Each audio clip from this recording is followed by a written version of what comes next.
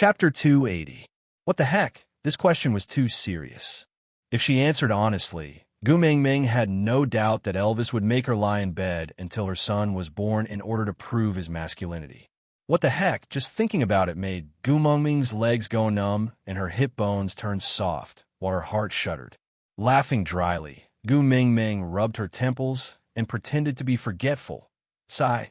People say that pregnancy makes you dumb for 3 years. I just got pregnant and my memory deteriorated rapidly. The things in the past. I can't remember anymore. Elvis did not know what to do with Gu Mingming, but he was not a fool. Raising his brows, Elvis pinched Gu Mingming's little nose and said, "Remember, I will ask you again 3 years later. Think about it carefully, then answer me." "Yes, Sir Hubby." Gu Mingming wrapped her arms around Elvis's arm obediently and looked up at him. Continue what happened next. Elvis sorted out his emotions that were messed up by Gu Mingming and continued. After we finished eating, Leah suggested to me to create a tribe. I was very shocked at that time. There were only the two of us. How could we create a tribe? And at that time, I was used to drifting. Settling down was something that I had never thought of. But at that time, I did not have anything worth doing. Creating a tribe was just one of the many crazy things that I had yet to try. At that time, I had the thought of accompanying him for 2 days and leaving when I felt bored. So I agreed to his suggestion. That year, the two of us fought side by side, using battle after battle to tear open a gap in the territories of many tribes, delineating our own territory and forming the embryonic form of Saint Nazir's territory. But at that time, our tribe did not even have a name. In the spring of the second year, Leah and I went to the female beauty pageant. It was the first time we met Maya. She was originally accompanying the first beauty of their tribe to participate in the contest, but on the way back, they met stray beasts. The males in the tribe could not protect both of them at the same time, so they chose to give up on Maya and protect the first beauty with all their might. But it was a pity that stray beasts were not the type to give up easily. They asked one of them to look after Maya, while the other one attacked with all their might, fighting for the other female. In the battle, the female was bitten to death by a stray beast that had gone berserk. Instead, Maya, who had been abandoned from the start, managed to survive because she curled up quietly at the side. I originally didn't want to bother about these troublesome matters, but Leah said that for the tribe to develop, there must be females. And females saved from stray beasts are the least likely source of conflict. So the two of us saved Maya from the stray beasts and brought her back to the beauty pageant. Even though Maya was still underage then, after Leah dressed her up, she managed to attract many males to follow her and join our tribe. And the name Saint Nazir was the result of Lee's consultation with the beast deity during Maya's coming-of-age ceremony. In beast language, it means reaper. At that time, everyone in the tribe knew about Maya's experience, so they thought that the beast deity's intention was to make our tribe stronger and use the identity of reaper to save more females like Maya from the stray beasts. But Leah and I both knew that the meaning of reaper to us is revenge. Digression. Thank you, Binding Lou, for tipping 100 points. Thank you, babies, for your support during the PK period. Susu saw all the 5-star reviews that everyone worked hard to help Susu. Thank you, babies. Chapter 281. Revenge. Gu Mingming did not understand what he meant and asked, "To whom?" We have never asked each other this question, but we both know very well that in our hearts, there is someone we need to take revenge on. Elvis paused for a moment before continuing. Now it seems like Sauter is the one Leah wants to take revenge on. What about you? Gu Mingming pressed on. Elvis lowered his head and met Gu Mingming's eyes. His blue eyes reflected the light from the fire, just like the starry night sky, so dazzling that one could not look away. Gently rubbing Gu Mingming's little head, Elvis said with a gentle face, "Now, I can no longer remember what I hate, because those compared to you are too insignificant." Gu Mingming's heart warmed, and she smiled. "I am very honored to be able to walk out of your unhappy past with me. In the future, we will be very happy." Elvis nodded, his smile full of tenderness. He lifted Gu Mingming's little chin and kissed it, saying, "So don't ever leave me. I don't want to go back anymore. Yeah. Gu Mengmeng nodded and kissed Elvis back. Elvis carried Gu Mengmeng and placed her on his lap, then used his chin to gently rest on the top of her head. Looking at the burning fire, he slowly opened his mouth and continued, I don't know what the people of Sauter did to Leah, but I know that Lee's hatred towards them is inextinguishable. From the start, his decision to build St. Nazaire was not a spur-of-the-moment decision. Gu Mengmeng was taken aback and continued Elvis's words. What you mean is, from the start, Leah wanted to build a strong tribe to fight against Sauter for revenge. Elvis nodded slowly and said, Meeting me was an opportunity. His plan only started to form after meeting me.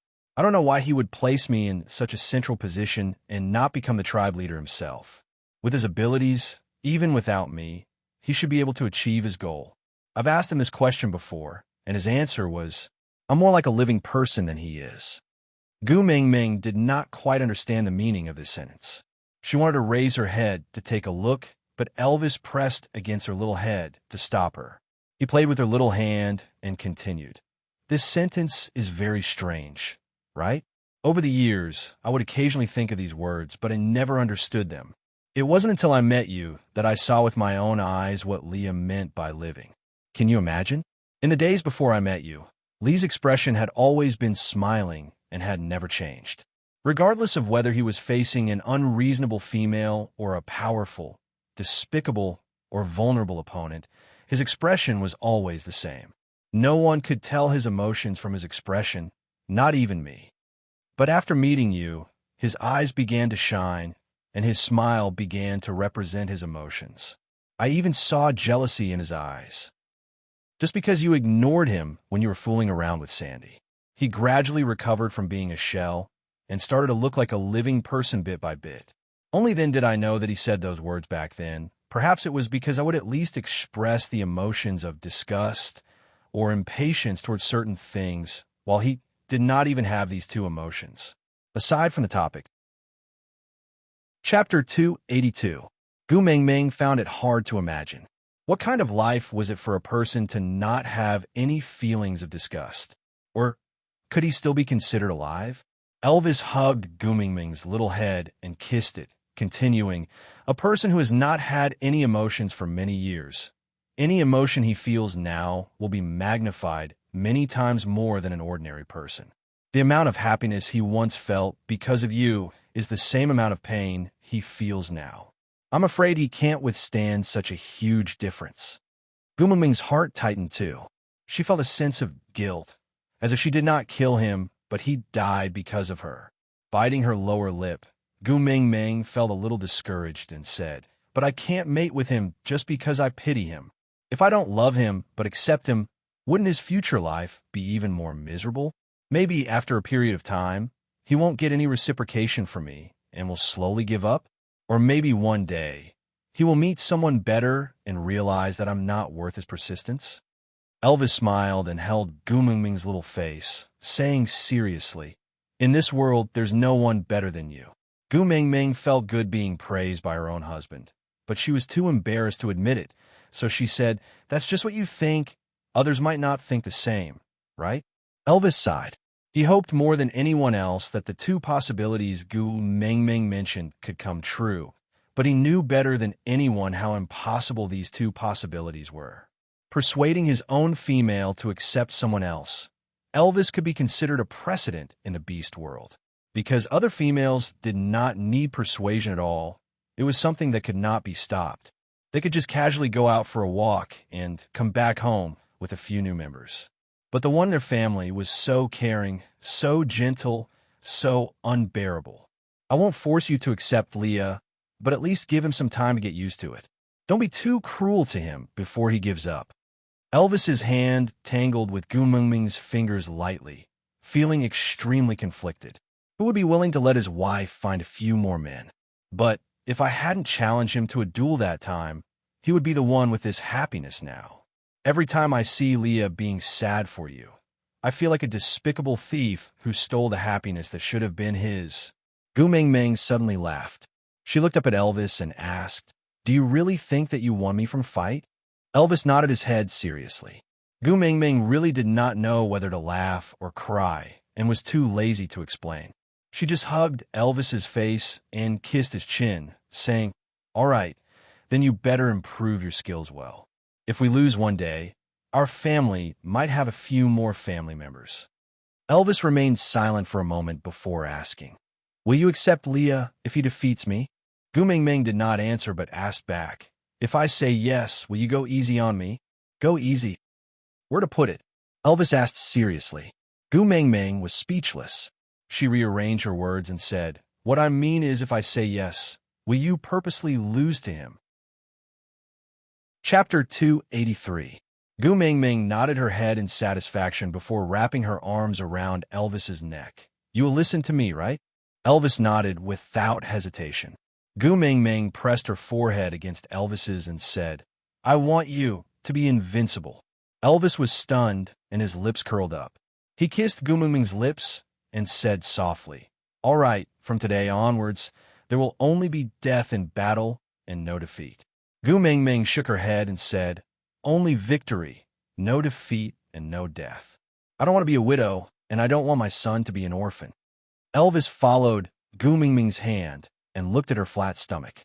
There was a strange feeling nourishing his entire body. Placing Gu Mingming on the bed, he knelt on the floor and pressed his face against Gu Mingming's stomach. He held his breath and concentrated on listening to something. Gu Mingming smiled and said, "It's only been a few days. What can I hear? I can only hear it after 3 to 5 months." Elvis tilted his head and looked at Gu Mingming, saying, "They should give birth in about 60 days. After 3 to 5 months, you don't have to listen anymore, and they should be able to run around." Gu Mingming was stunned and asked with her eyes widened, "What? 60 days?" Elvis nodded and said, "The gestation time for wolf cubs is about 60 to 63 days. F******. Gu Mingming deeply felt that ever since she came to the beast world, her life seemed to have pressed the fast-forward button. First love, heartbreak, marriage, pregnancy, everything happened in such a short time that she did not even have the time to carefully savor each feeling before rushing to the next stage. "What's wrong?" Elvis asked. Gu Mingming's face was bitter as she said, "People say that a woman is like a princess when she's in love, like an empress when she's married, like an empress when she's pregnant, and after giving birth, she has to be an old mother for a generation. I only became a princess for a few days, and you're already in a hurry to mate. You're an empress for less than a month, and you're already an empress. I thought it would at least be a full month, but you want me to return to the court and start a long journey as an old mother in just 2 months. Sobs. Elvis, I've really suffered a loss in marrying you. I want a refund. Elvis completely did not understand the difference between princess, empress, and old maid. Or rather, he did not understand the meaning of these titles at all. Gu Mingming's emotions have been fluctuating greatly ever since she got pregnant. He was especially afraid that she would be angry, because she said that if a pregnant woman was angry, it would result in a miscarriage, which was very dangerous. So Elvis asked carefully, "Do you want to be a princess, an empress, or an empress?" Gu Mingming twitched her lips and said, "I don't want any of them. I want to be a queen." "All right, then you can be the queen. After the ice melts, we will hold the heaven offering ceremony and let Leah report to the beast deity that you are the queen of Saint Nazir. All right?" Elvis said seriously. Looking at Elvis's serious face, Gu Mingming suddenly laughed. She raised her head and said, "You don't have to go through so much trouble. I just want to be your queen." Elvis also smiled. He knelt on the ground and wrapped his upper body around Gu Mingming's waist. "My exclusive queen? Isn't that too blissful?" Chapter 284. Elvis laughed. "Silly girl, the females in the beast world are only responsible for breastfeeding. The rest is done by the males." Gu Mingming was overjoyed and raised her eyebrows high, asking, "So, you are the one taking care of the children? You don't need me to?" Elvis nodded. "Yes, queen, but you have to take care of the children and me during my confinement. Won't it be too tiring?"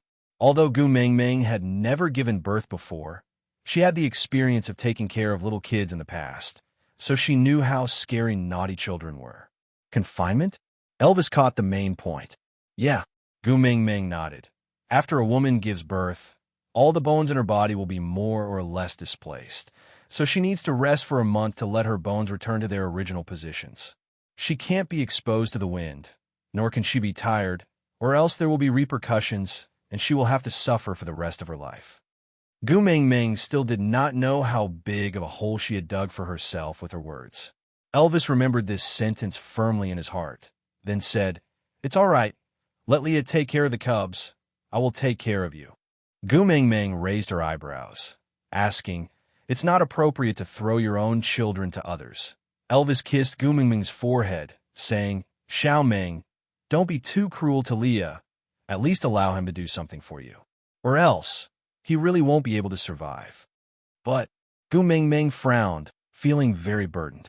But Elvis smiled. His smile was exceptionally evil. Males who have not mated cannot break through the bottleneck of the third level. I'm a fourth level beast now. While Leah is third level, he can't beat me. Gu Ming Ming reacted for a while, then looked at Elvis with a "I didn't expect you to be such a scheming be***y face," saying, "So you said, those who can't beat you can't become our family member, but as long as they have not mated, they can't beat you. So you want to order Leah around like a free Filipino maid? Is this all right? Is this really all right? Aren't the two of you good brothers who have depended on each other for many years? What happened to the friendship of life and death? How can this friendship of yours capsize so easily?" But Elvis remained indifferent, saying, "He can leave if he's unwilling. I won't stop him." Gu Ming Ming shook her head helplessly and said, "I didn't expect you to be like this, Elvis. You're so black-hearted." Elvis pulled Gu Ming Ming's little hand over and kissed it before saying, "So, you don't have to feel burdened. Just accept his kindness. When he defeats me, you can consider whether or not you want to accept him." Gu Ming Ming still wanted to say something, but Elvis stood up and walked to the side of the stone pot, saying, "Leah cooked 3 days' worth of food before we left and asked me to pour a bowl of it into the pot to heat it up for you to eat. I'll take this bowl today." With that, Elvis poured a bowl of unknown substance into the stone pot. There was originally a finger-deep pool of boiling water in the stone pot, and when the frozen food fell into the pot, the boiling water splashed everywhere. But Elvis's face was cold, and he did not dodge.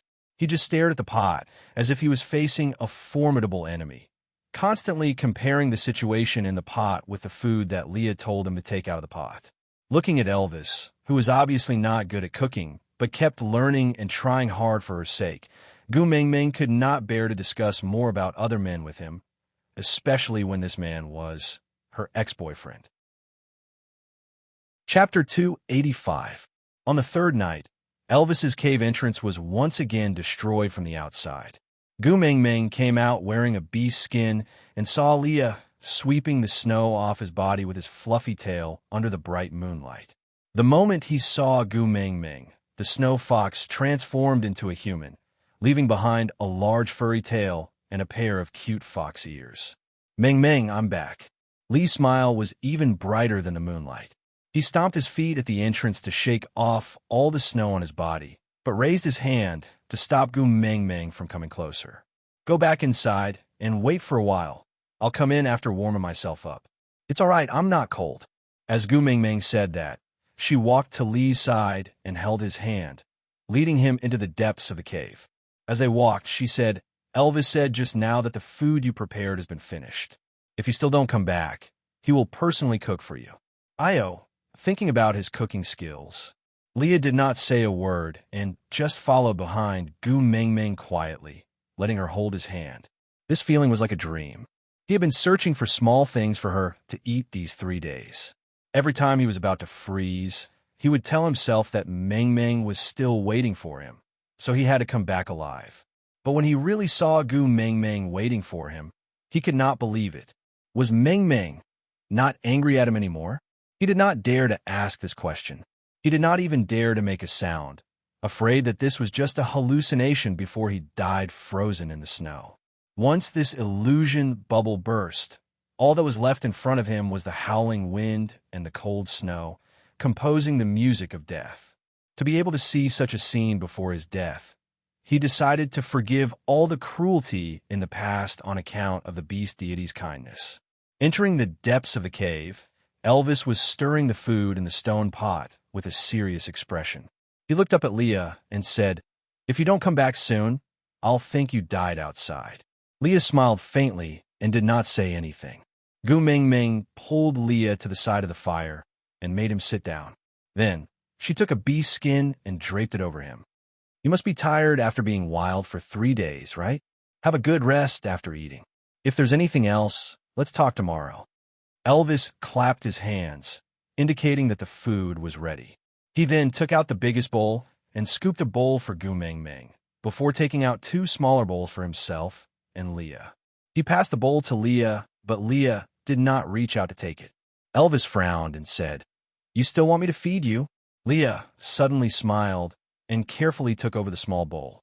Then he took a small sip. This illusion is really realistic. Even the temperature and smell are so real. Wah! Gu Ming Ming had just taken a bite when she suddenly vomited. She squatted by the bed and vomited until she could not straighten her back. Elvis hurriedly placed the bowl down, then patted Gu Ming Ming's back while turning around to look at Leah, who was smiling like an idiot. "Did you freeze yourself, silly? Aren't you going to get some water?" "Ah, I can still do a small thing for Ming Ming before I die. I am so happy." Leah nodded and smiled as he took Gu Ming Ming's cup. He poured a cup of warm water from the stone pot at the side and passed it to Elvis. As Elvis was in a hurry to receive it, his nails accidentally cut Lee's fingers. Blood bleeding? And a little pain? So, this is not an illusion. Aside from the topic, babies, don't say that I mistreated Leah. After a while, when one is put up for adoption, Leah will be a child with a biological mother. Then, will I still dare to mistreat him in the future? Chapter 286. Why are you in a daze? Water. Elvis was very surprised by Lee's state this time. Leah had always been meticulous and sharp. Such a slow reaction was unlike him. Leah was called back to his senses by Elvis and wanted to pass the cup to Elvis, but he suddenly changed direction halfway and walked straight to Gu Ming Ming's side. He carried Gu Ming Ming, who had just vomited, and bent one knee to the ground while the other was bent at a 90-degree angle. He used his leg as a chair for Gu Ming Ming to sit down, then used his big tail to support her back, turning himself into a human fox chair. With both hands free, he wiped away the filth at the side of Gu Ming Ming's lips with one hand and passed the cup to her lips with the other, saying gently, "Come, drink some water."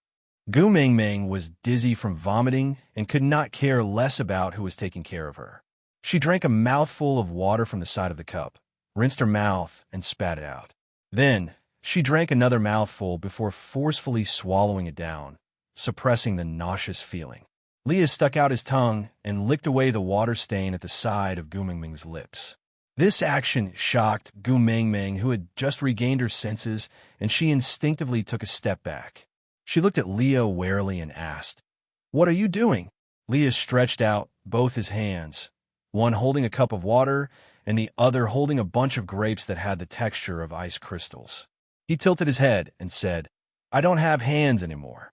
Gu Ming Ming lifted her sleeves to wipe her mouth, then laughed dryly and said, "It's all right. I can do it myself." Leah looked at Gu Ming Ming with a wronged look and said, "You were the one who held my hand first." Gu Ming Ming could not refute him. The education in the modern world was different from the Qing dynasty. It was normal for a friend who had not returned for 3 days to pull down his arm to warm himself by the fire and drink a cup of hot water. But to Leah, it was a special hint. Gu Ming Ming sighed and stood up from Lee's legs. She said, "Sorry, I was careless. I will take note in the future." Leah followed Gu Ming Ming up and hugged her from behind. Like a dog abandoned by its owner, he said pitifully, compared to an apology, "I want to hear your confession more." Leah, Gu Ming Ming did not struggle with all her might. She could not deny that the stories Elvis had told her had loosened her grip on Leah. The human heart was made of flesh. "I won't cross the line again. I won't be greedy for more." Leah was not like Elvis, who could not wait to rub Gu Ming Ming into his body every time he hugged her. Instead, he was loose and soft. It gave Gu Ming Ming space to breathe, but did not allow her to break free at will. It was a gentle trap, not terrifying, but equally fatal. I will abide by your boundaries, so treat me a little better, just a little, okay? Gu Ming Ming could not reject him, because Elvis said that she was the only one who could free Leah from the clutches of hatred all these years. If she took drastic measures without holding back, she might very well be the last straw that broke Lee's back. After all, they had fallen in love once. If she really wanted to push Leah to his death, Gu Mingming knew that she could not bring herself to do it. But if she were to give herself to someone just because of pity, Gu Mingming knew that she did not have that much love for this level of sacrifice. Digression, Leah, feeling wronged, he bit his handkerchief. Chapter 287. Leah, let's reconcile. Gu Mingming gently pushed Lee's arms away. Her actions were not violent, and it made Leah unable to continue restraining her. Gu Mingming took a step forward and turned to look at Leah. She continued, I liked you from the bottom of my heart back then. I don't know where we would be if so many things did not happen. Maybe I would mate with you and bear your children. Maybe even if you did not do those things that made me sad, I would still break up with you. Because liking is just liking, it's not love. Leah could not maintain his smile, and his trembling lips made one's heart ache.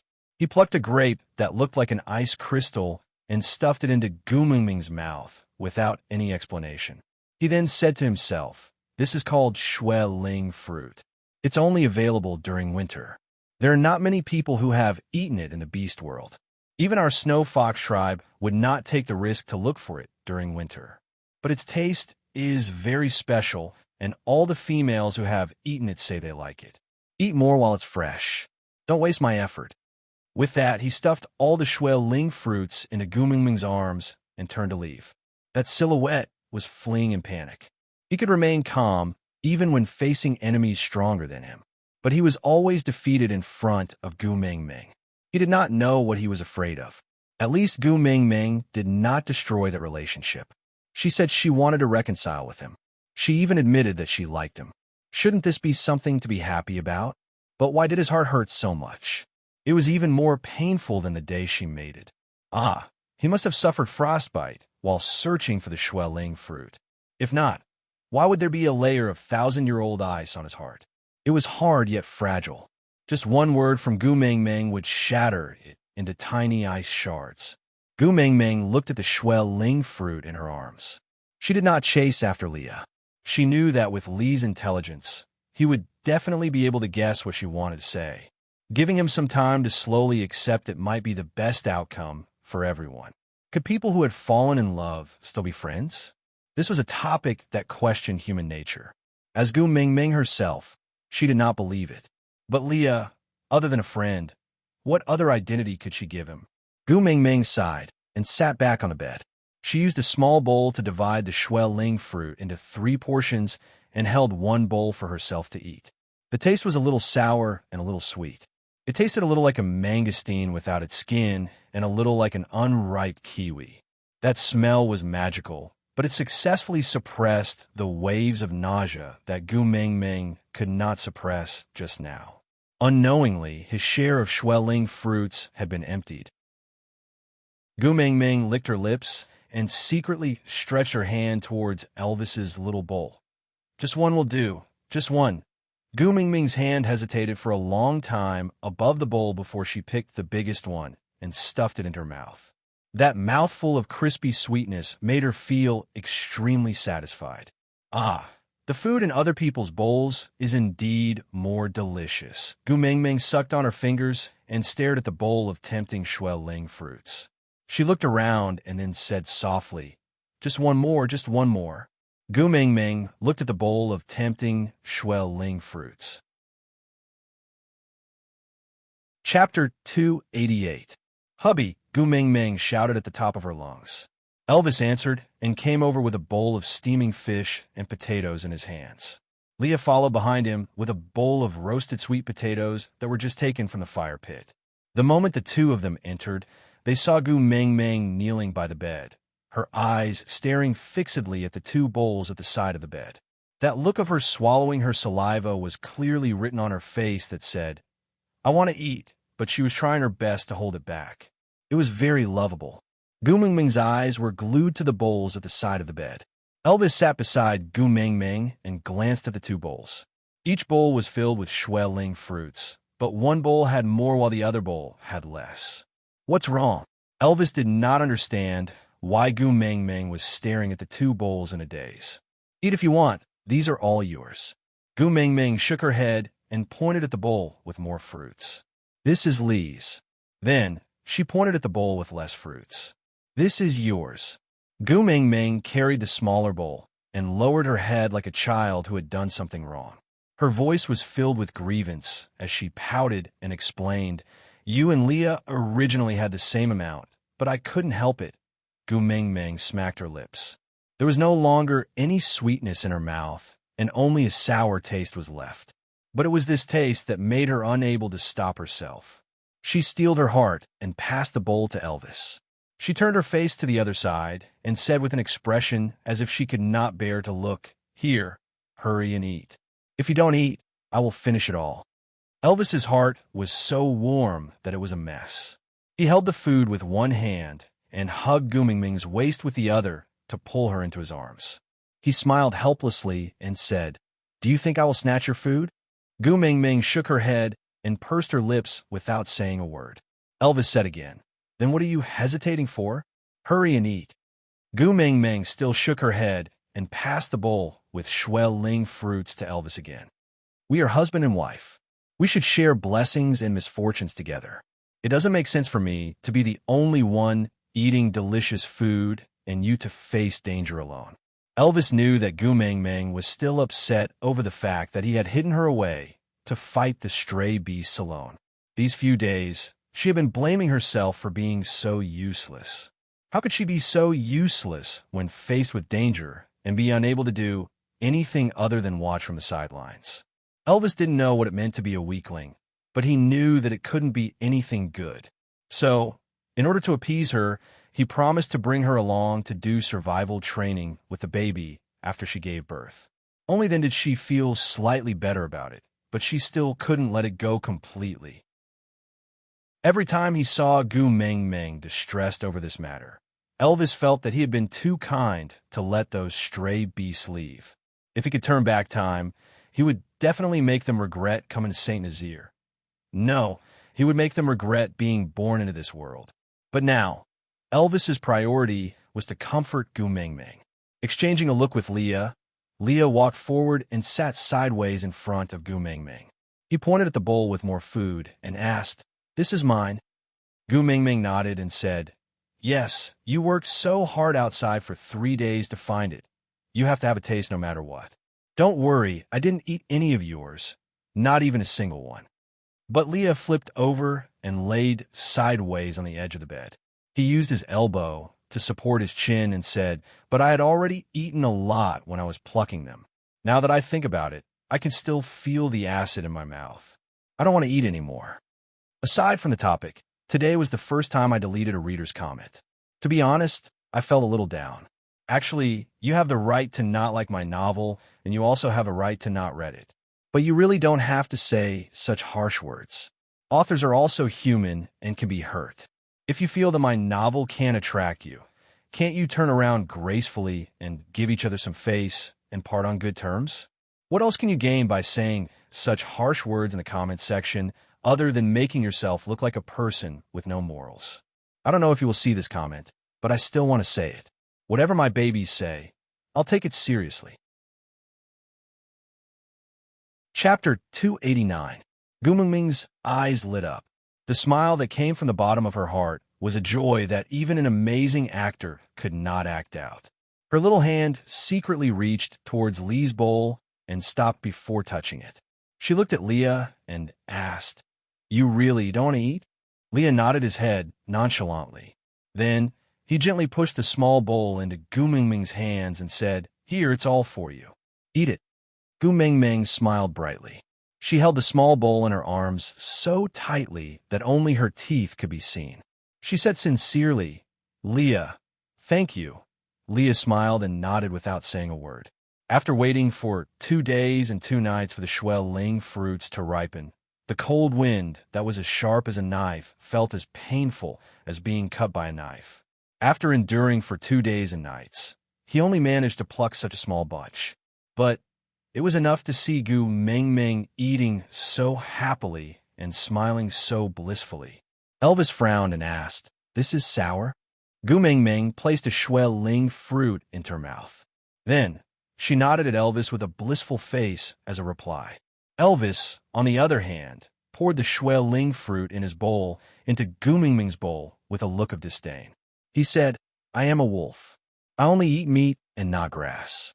Especially not this kind of grass that is so sour that even my teeth become soft. It's all for you. Eat it." Happiness came too suddenly. Gu Mengmeng felt a blow from happiness. Her life was complete. Gu Mengmeng ate the shui ling fruit that was split into 3 in satisfaction. She was so happy that she rolled around on the bed. Elvis and Leah looked at each other and smiled. What in this world was more precious than Gu Mengmeng's smiling face? "My queen, don't you feel sour after eating so many sour fruits?" Elvis placed the fish and potato stew in front of Gu Mengmeng, hoping that she would take a bite. But Gu Mengmeng suddenly covered her nose and said, "Quick, take it away. I'm going to vomit." Gu Mengmeng's heart ached for the shui ling fruit. She endured the burning sensation in her throat and refused to spit it out. Elvis hurriedly took the fish away. When he came back, there was only clean water in the bowl. He was prepared to let Gu Mengmeng rinse her mouth. Gu Mengmeng calmed herself down. She laid on the bed lazily and said, "Every day, potato stew and fish stew. I want to vomit just by hearing potatoes and fish." Compared to the past years, their food this year was actually more sumptuous. But to Gu Mengmeng of the food. But Leah replied with a smile, "Being able to do something for Mengmeng is the first time I'm thankful for my snow fox bloodline." With that, Leah turned to look at Gu Mengmeng and asked gently, like a kindergarten teacher coaxing a child who is unwilling to eat, "Mengmeng, tell me, what do you want to eat? I'll help you find it." Gu Mengmeng thought to herself, "I want to eat dompa pork, hot and sour noodles, sesame paste noodles, and mutton buns." "Let me tell you, where are you going to find them?" Sighing, Gu Mengmeng shook her head and said, "Forget it. In this world of ice and snow, there is definitely nothing I want to eat. Even if there is, it would be frozen and I can't eat it." Chapter 290. Upon hearing that, Gu Mengmeng was instantly energized. She knew that there were many seasonings now used for cooking that were used as herbs in the past. She could name them like pepper, star anise, fennel, cinnamon, tangerine peel, 1,000 miles fragrant, slap in her forehead. Gu Mengmeng said, "Sai, why didn't I think of that? Quick, quick, bring it to me." Leah looked at Gu Mengmeng's energetic look and secretly heaved a sigh of relief. Then he opened up the beast skin that contained the herbs and placed it in front of Gu Mengmeng. When he came out of his cave, he was in a hurry. At that time, he didn't have the mood to organize these things, so when he opened the package, many medicinal herbs were mixed together. Even Leah had to spend some time to differentiate the species, let alone Gu Mengmeng being able to tell anything at a glance. Leah laid beside Gu Mengmeng and slowly picked up the herbs one by one to identify them before placing them separately. Gu Mengmeng was not interested in those that she could not name. She just quickly searched through the pile of herbs for something that she could recognize. Sometimes, happiness came so unexpectedly. Gu Mengmeng took out a fiery red rhizome from the pile of herbs and held it with both hands, looking at it as if it was a rare treasure. She was so shocked that she could not even speak. But Leah snatched the fiery red herb from Gu Mengmeng's hands and said with a serious face, "I can't do this. It's too dangerous." Gu Mengmeng tilted her head and looked at Leah. "What's so dangerous about chili? Do the chilies here fart or something?" Leah placed the chili behind him, as if he was afraid that Gu Mengmeng would suddenly pounce over and snatch it away. He said, "This flame crystal fruit is used to attack the enemy. It's a magical weapon that can take them by surprise and win with one move. It's really dangerous. Don't play with this, okay?" "Attack type." Gu Mengmeng smiled evilly. "Don't tell me you want to grind this into powder and scatter it on the enemy's face?" Leah was stunned. How did you know? Gu Mingming slapped her thighs and laughed maniacally. Ha ha. Not only do I know, I also know that this move is called eye stinging. Wicked, Leah, you're too wicked. Leah and Elvis could not continue the conversation as they looked at each other and waited for her to finish laughing. Gu Mingming was finally tired of laughing. She opened her palms and said, I'm better at this than you. Hand it over quickly, don't make me snatch it away. Leah hesitated because he had once accidentally gotten some in his eyes. That feeling was really unbearable. At that time, he thought that his eyes were going to be crippled. He really did not want Gu Mingming to touch such a dangerous thing. Gu Mingming was getting impatient. She clicked her tongue and used her elbow to poke Elvis. Hubby. Elvis looked at Leah helplessly and said, Give it to her. But Leah frowned and met Elvis's eyes with his hands still behind his back. Elvis did not let Leah finish his sentence and directly said, Xiao Ming is the head of the household. You all have to listen to her. Leah was stunned. He looked into Elvis's eyes and could not say a word. So, Elvis meant that he acknowledged him as a member of Mengming's family? Elvis ignored the change in Lee's expression and repeated, Give it to her. Chapter 291. Gu Mingming took over the chili and brought it to her mouth right in front of Elvis and Leah. She took a bite and started chewing with a crunching sound. Elvis and Lee's faces were filled with shock, giving Gu Mingming a strange sense of accomplishment. The two males were so shocked that they could not say a word. They could only watch as Gu Mingming swallowed the chili directly into her stomach. She took a sip of water from the bedside and sighed in satisfaction. Feels good. Elvis took over Gu Mingming's cup and filled it up for her. Then he asked worriedly, Are you all right? Do you feel uncomfortable anywhere? Let Leah take a look at you? Gu Mingming smacked her lips and said, If I'm uncomfortable, it's not satisfying enough. Leah, do you have any more chili? Give me a few more. Leah saw that Gu Mingming's expression did not look like she was pretending. Then he thought that if Gu Mingming did not use the yellow root to cook, he would never have thought that the herb used to expel the cold could also be a condiment. No longer doubting Gu Mingming's thoughts, Leah rummaged through the pile of herbs and found 7 to 8 chili to pass to Gu Mingming, saying, I did not prepare a lot of these offensive herbs, because if I use too much, others will be on guard.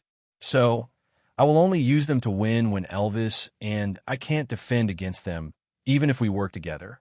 I only have this much. Is it enough? Gu Mingming frowned and sighed deeply, saying, It's a little, but it's enough to eat a meal of fish in hot chili oil. Leah remained silent for a moment, saying, There are a lot of these during the rainy season. No one wants them if they rot on the ground. If you like them, I could pick them up for you next year. Gu Mingming nodded and then shook her head, saying, I'm not going out to pick them up. It's too troublesome. Leah tilted his head and looked at Gu Mingming. Just when he wanted to say that he was not afraid of trouble, Gu Mingming cut open the chili and took out the seeds inside, saying, Bring a small bowl over and put this in. I will plant some during the rainy season next year. It's more convenient to eat. Plant? Leah was confused. Yeah, don't tell me that no one farms here. Leah and Elvis shook their heads honestly. Gu Mingming's lips twitched, asking, So, only eat meat? You won't eat anything else? Leah replied, Females would occasionally want to eat some fruits while males mostly eat meat. There are also a small number of herbivorous orcs, but they are independent tribes and usually don't mix with us. Gu Mingming rolled her eyes as she thought to herself. Her knowledge of farming was limited to the theories in books, and she had only tried it once. For the convenience of making facial masks, she planted a huge pot of aloe vera. But the problem was that aloe vera was a small seedling dug from someone else's house and could grow just by sticking it into the soil. Chili pepper, it should be about the same, right? Gu Mingming had wanted to count on the experienced people here to teach her, but it seemed like there was no hope now. She could only explore by herself, so she looked at Leah and said, To be on the safe side, bring me to the place where you found these chilies during the rainy season next year. I will bring 2 mature ones back. Then use the seeds and plant some yourself. Let's see which one bears fruit. But Leah was at a loss. There are many of these things in the mountains, and they grow every year. I can go and pluck them for you when you want them. Why go through so much trouble? Chapter 292. Leah had originally thought that since Gu Mingming liked this chili, he would help her find more next year so that he could do more things for her. But since Gu Mingming wanted to transplant it, then so be it. As long as she was happy, anything was fine. So even though Elvis and Leah felt that there was no need to transplant it, but since Gu Mingming liked it, they naturally had no reason to object. This matter was settled temporarily. Gu Mingming asked Leah to go to the tree outside the cave to look for the fish that she had yet to marinate, while she brought Elvis to start a fire to boil water. Elvis, ginger slices. Gu Mingming stood by the pot and instructed. Elvis used his fingernails to cut 2 slices of ginger in a practiced manner and passed it to Gu Mingming. Then he sat at the side and watched. Yes, this was the only thing Gu Mingming allowed him to do when he was cooking. Leah carried 2 fish that Gu Mingming had yet to marinate into the cold and walked in. He looked at Gu Mingming and asked, "They're already so hard. Can they still be eaten?" Gu Mingming took over the fish and playfully knocked the 2 fishes against each other, causing some ice shards to fall from the fish. Gu Mingming giggled and turned to look at Elvis, asking, "Hubby, can your claws cut the frozen fish?" Elvis took the fish from Gu Mingming and looked at her unhappily. Then he grabbed her little hand and placed it on his waist, saying, "This thing is too cold. Don't take it yourself next time." Gu Mingming smiled sweetly and agreed. Elvis turned his right hand into a sharp claw and slashed at the frozen fish. That frozen fish was like tofu being cut by a small knife, cleanly sliced into pieces. Most importantly, every piece of fish was as thick as the ginger Elvis had cut. Gu Mingming was dumbfounded as she shook her head and clapped. Seeing Elvis turn to look at her, she could not help but give him 2 thumbs up and praised, "Hubby, you're too awesome. I won't dare to pull your ears anymore. If you can't control yourself and scratch me, TSK, tisk TSK." Elvis retracted his sharp claws, and his hands returned to their slender and fair state. He poked Gu Mingming's head and said, "My claws and fangs will never be used on you. Don't worry too much." Gu Mingming smiled fawningly. "That's right. Hubby loves me the most, ma." Elvis accepted Gu Mingming's exaggerated praise with a smile. No matter how many times he heard it, it was always useful. Gu Mingming broke the washed chili into pieces and threw them into the pot to cook. She smacked her lips and said, "Without the Pixian bean paste, the fish and hot chili oil would definitely not be cooked well. Let's eat hot pot today." Gu Mingming said as she rummaged through Lee's bag of herbs. She found some star anise and cinnamon, but there was nothing else that could be used to make hot pot. So after informing Leah, he took some of these 2 ingredients and threw them into the pot. She then called Elvis to enter the depths of the cave where the cured meat was stored. She found 2 pieces of meat with bones and asked Elvis to shave the meat off. Then she broke the bones into small pieces and placed them into the pot to cook the soup base. Gu Mingming took a deep breath when the rich bone broth was filled with an alluring aroma before placing the fish into the pot.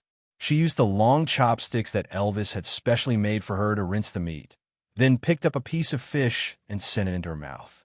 The fish was caught when it was at its freshest and fattest. The weather was so cold that it felt like it had been placed into a frozen freezer. It did not affect the freshness of the fish at all, and instead, it added a firm and chewy texture to it. When the piece of fish entered her stomach, the spicy sensation instantly whetted Gu Mingming's appetite. Her index finger moved, as if all the blood in her body was boiling. Aside from the topic, today's update had ended, and it was the last explosive update during the PK period. If I pass, I will continue with 6 updates tomorrow. If I don't win, then Chapter 293. Unfortunately, Gu Mingming had eaten too much without knowing the limits of the food. In the end, her stomach could not take the stimulation, and she vomited out everything she had eaten. Not only the fish hot pot, but also the shuel ling fruit that Leah had brought back after searching for 3 days outside. Gu Mingming rubbed her deflated stomach and suddenly felt extremely wronged. Such delicious food was wasted just like that. The more she thought about it, the sadder she felt. In the end, she cried so hard that Elvis and Leah were so anxious that they could not do anything about it. Gu Mingming's emotions fluctuated more and more. As her stomach swelled up like a balloon day by day, the uneasiness had a cumulative effect on Gu Mingming. 2 months later, Gu Mingming had reached a stage where she could not get down on her own. She could not bend her back or even lower her head. Although she rarely vomited, the more serious problem was that she could not solve her bowel movement problem by herself. Elvis hugged Gu Mingming every day as if he was hugging a child to relieve her bowel movement. It was already shameful when he was peeing, let alone when he was defecating. Every time she went to the toilet, it was an act that refreshed Gu Mingming's shamelessness. Most importantly, Elvis would come back with a serious face to discuss the smell and shape of her bowel movement with Leah, then analyze her health condition. Gu Mingming had a feeling that every time Elvis hugged her to relieve her bowel movement, he would sniff hard behind her to confirm the smell, and his eyes would stare at the entire process of her bowel movement without blinking at all. Damn, was it Yao Yao Ling? Damn, I seem to have married a pervert. That night, Gu Mingming did not sleep well. The little fellows were too active in her stomach, as if they were fighting for something. Ugh! Gu Mingming frowned, supporting herself with one hand and holding her stomach with the other, trying to sit up. What's wrong? Elvis almost did not sleep for the past few days. He stayed by Gu Mingming's side every day, carefully observing her every move. The babies are too noisy. I can't sleep. Get up and sit for a while. Gu Mingming stretched out an arm for Elvis to support, then leaned into Elvis's embrace. Elvis used his tail as a cushion to make Gu Mingming more comfortable. He placed his hand lightly on Gu Mingming's stomach and felt the little ones rolling around mischievously in her stomach. He frowned and said coldly, "You don't have much time left in the void mother's stomach, so you'd better behave. Because the pain you've caused my wife now, when you come out, I'll return it tenfold." But Gu Mingming laughed and pointed at Elvis's brow. "You really have the ability to threaten your own son?" Elvis's expression was rather solemn. His heart ached as he stroked the hair on Gu Mingming's forehead. "If I had known from the start that pregnancy would cause you so much trouble, I would have shot them to the ground." Uff. Gu Mingming laughed even harder. But with this laugh, her stomach started to hurt.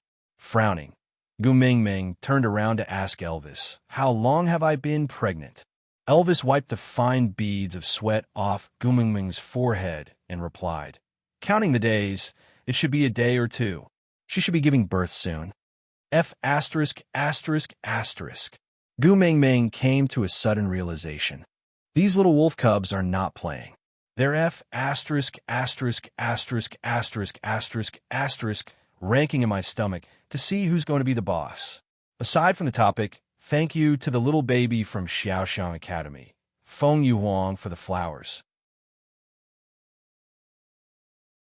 Chapter 294. Elvis was stunned for a moment and asked, "You going to give birth?" Gu Mingming nodded. The pain coming from her lower abdomen was like the winter in the beast world. It came without warning and without any connection. In just 2 breaths' time, Gu Mingming was in so much pain that she could not speak. Grabbing onto Elvis's arm, Gu Mingming's hand trembled in pain. It's fine. Don't be afraid. I'm here." Elvis hugged Gu Mingming to stabilize her body while howling at Leah, who was staying in the outermost cave. Before Leah entered, he already knew what had happened. Without another word, he set up the pot and started boiling snow water. This was common knowledge that Gu Mingming had told him previously. After the water boiled, he walked over and helped Elvis hug Gu Mingming's upper body. He used his tail to cushion Gu Mingming's waist so that Gu Mingming's waist did not need to be hung. Elvis held onto Gu Mingming's hand tightly, allowing her nails to dig into his flesh. However, he told her calmly and firmly, "It's all right, don't worry, I'm here." Elvis turned himself into a half-orc and covered Gu Mingming's stomach with his large tail. On one hand, it was to prevent her from catching a cold, and on the other hand, it was to block her vision. On the other hand, he transformed his head back into his wolf form and crawled under the curve of Gu Mingming's left leg. He stuck out his moist and warm tongue to lick the little wolf's head, where the skull could already be seen. Gu Mingming was in excruciating pain. She had no other choice but to scream. Leah hugged Gu Mingming's neck and pressed her against his chest. He kissed her forehead continuously and whispered in her ear, "Don't be scared, don't be scared. Elvis and I are watching over you. You will be fine, you will definitely be fine." Gu Mingming felt as if thousands of beasts were galloping in her heart. She wanted to scold. "What's the use of guarding me? If you have the ability, why don't you take my place?" Unfortunately, she was in too much pain and didn't have the strength to curse. On Elvis's side, the little wolf's head had already squeezed out from Gu Mingming's body. Elvis immediately licked away the placenta on the little wolf's face to prevent it from suffocating to death. He tried to gently pull the little wolf's head out to see if it could help Gu Mingming give birth faster and lessen the pain. But with this tug, Gu Mingming almost fainted, scaring Elvis so much that he did not dare to act rashly anymore. He just felt that these wolf cubs were getting uglier and uglier and were not likable at all. Gu Mingming took a deep breath and exerted force, feeling something slipping out from her body. That feeling was a little mysterious, just like when one was constipated and had to endure the pain to excrete. This time, Gu Mingming had used all her strength. Like a fish that had been stranded, she opened her mouth and panted heavily. While she was not in so much pain, she tilted her head and asked Elvis in a weak voice, "Hubby, are you done giving birth?" Elvis used his fastest speed to bite off the little wolf's umbilical cord, then licked the little wolf that was covered in blood clean. Turning his head back to human form, he sat up straight and used his other hand to grab the back of the little wolf's neck, bringing it in front of Gu Mingming. "The first one is born. It's not like you, it's so ugly." Gu Mingming let go of Elvis's hand and stretched both her hands forward to catch her first child. This feeling was very strange. The little fellow in her arms looked like a newborn husky no matter how she looked at it, but she could not treat it as a pet. Kissing its little face that still had its eyes tightly shut, Gu Mingming smiled blissfully. Aside from the topic, to be honest, I wrote this birth process when I watched the husky give birth. I have never seen a real wolf giving birth. If there are professionals who have seen wolves giving birth and found any loopholes, feel free to point them out. Thank you to the little baby from Xiaoxiang Academy. Beers like frost for a comment. Chapter 295. Just as Gu Mingming wanted to tease her child, another wave of pain came from her lower abdomen. Gu Mingming frowned and glared at Elvis angrily. "There are more?" Elvis nodded and replied, "Look at this stomach. There are at least 2 more. Elvis, divorce. I don't want to give birth anymore." Gu Mingming shouted, but at the same time, she started to exert force with all her might. With the first opening the way, the birth of the second one was obviously much smoother. Although Gu Mingming was still in so much pain that she could not speak, the pain coming from her lower body was not as heart-wrenching as when she gave birth to the first one. Maybe it was because she was in too much pain that she became numb. No matter what, this was a good thing for Gu Mingming. Elvis's actions were swift as he licked the embryonic membranes clean one by one. Then, as if he was carrying old Wang's newborn huskies next door, he captured them one by one and placed them in front of Gu Mingming. He let Gu Mingming take a look at them before lining them up beside the first one, not allowing Gu Mingming to hug them anymore. Finally, all 3 were born. Gu Mingming heaved a sigh of relief and asked carefully, "This time, there are no more, right?" Elvis raised his head and looked at Gu Mingming with a face full of blood. He pursed his lips and answered, "There should be 1 more." Gu Mingming grabbed the water bowl at the side and smashed it on Elvis's head. She roared with a thick, sobbing tone, "Divorce. I want a divorce." Elvis sighed and glared at the 3 little ones who were mumbling beside Gu Mingming. Then he replied seriously, "Xiaoming, just give up on this idea. Even if you beat me to death, I will never divorce you." Gu Mingming originally thought that after experiencing the torture of the first 3, the fourth one, would be more successful. But the result was the exact opposite. The fourth one seemed to be bigger than the previous three. It was so full that Gu Mengmeng felt like her body was going to break down. Yet this fellow did not even have the chance to peek his little head out. Elvis also noticed the abnormality and hurriedly went back to lick Gu Mengmeng's wound. He used his saliva as a lubricant and even sucked lightly, trying to help Gu Mengmeng with external force. But all these were useless. Gu Mengmeng clenched her teeth and exerted all her strength, but the child's head was too big and was stuck there. After giving birth to the first 3 babies, Gu Mengmeng was actually exhausted. It would be fine if this baby was born successfully, but unfortunately, it was a big-headed baby. After a few rounds, Gu Mengmeng could not even breathe smoothly, not to mention exerting strength. She did not even have the strength to scold Elvis. Elvis frowned and looked at the exhausted Gu Mengmeng, then looked at the fourth brother who was stuck there and could not even stretch his head out.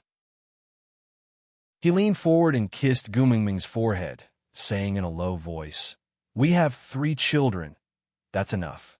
Gu Mengmeng was in a daze, but Elvis's words still touched a chord in her heart. She grabbed Elvis's hand weakly and asked in a breathless voice, "What do you want to do?" Elvis's blue eyes were filled with heartache and anger. He would not allow anyone to torture Gu Mengmeng like this. Not even himself, not even his son. "I'll reach in, grind it up, and pull it out. This way you won't be in pain." Elvis planted a light kiss on Gu Mengmeng's forehead and said, "I'm sorry, I shouldn't have let you suffer like this. Very soon, everything will be fine, trust me." Aside from the topic, on the first day, Susu was very nervous. Thank you to all the babies who came to support Susu on the first day. Thank you for making me feel at ease. Remember to join the group activities.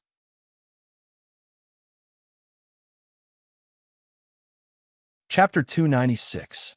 No, don't. Gu Mengmeng grabbed onto Elvis's hand.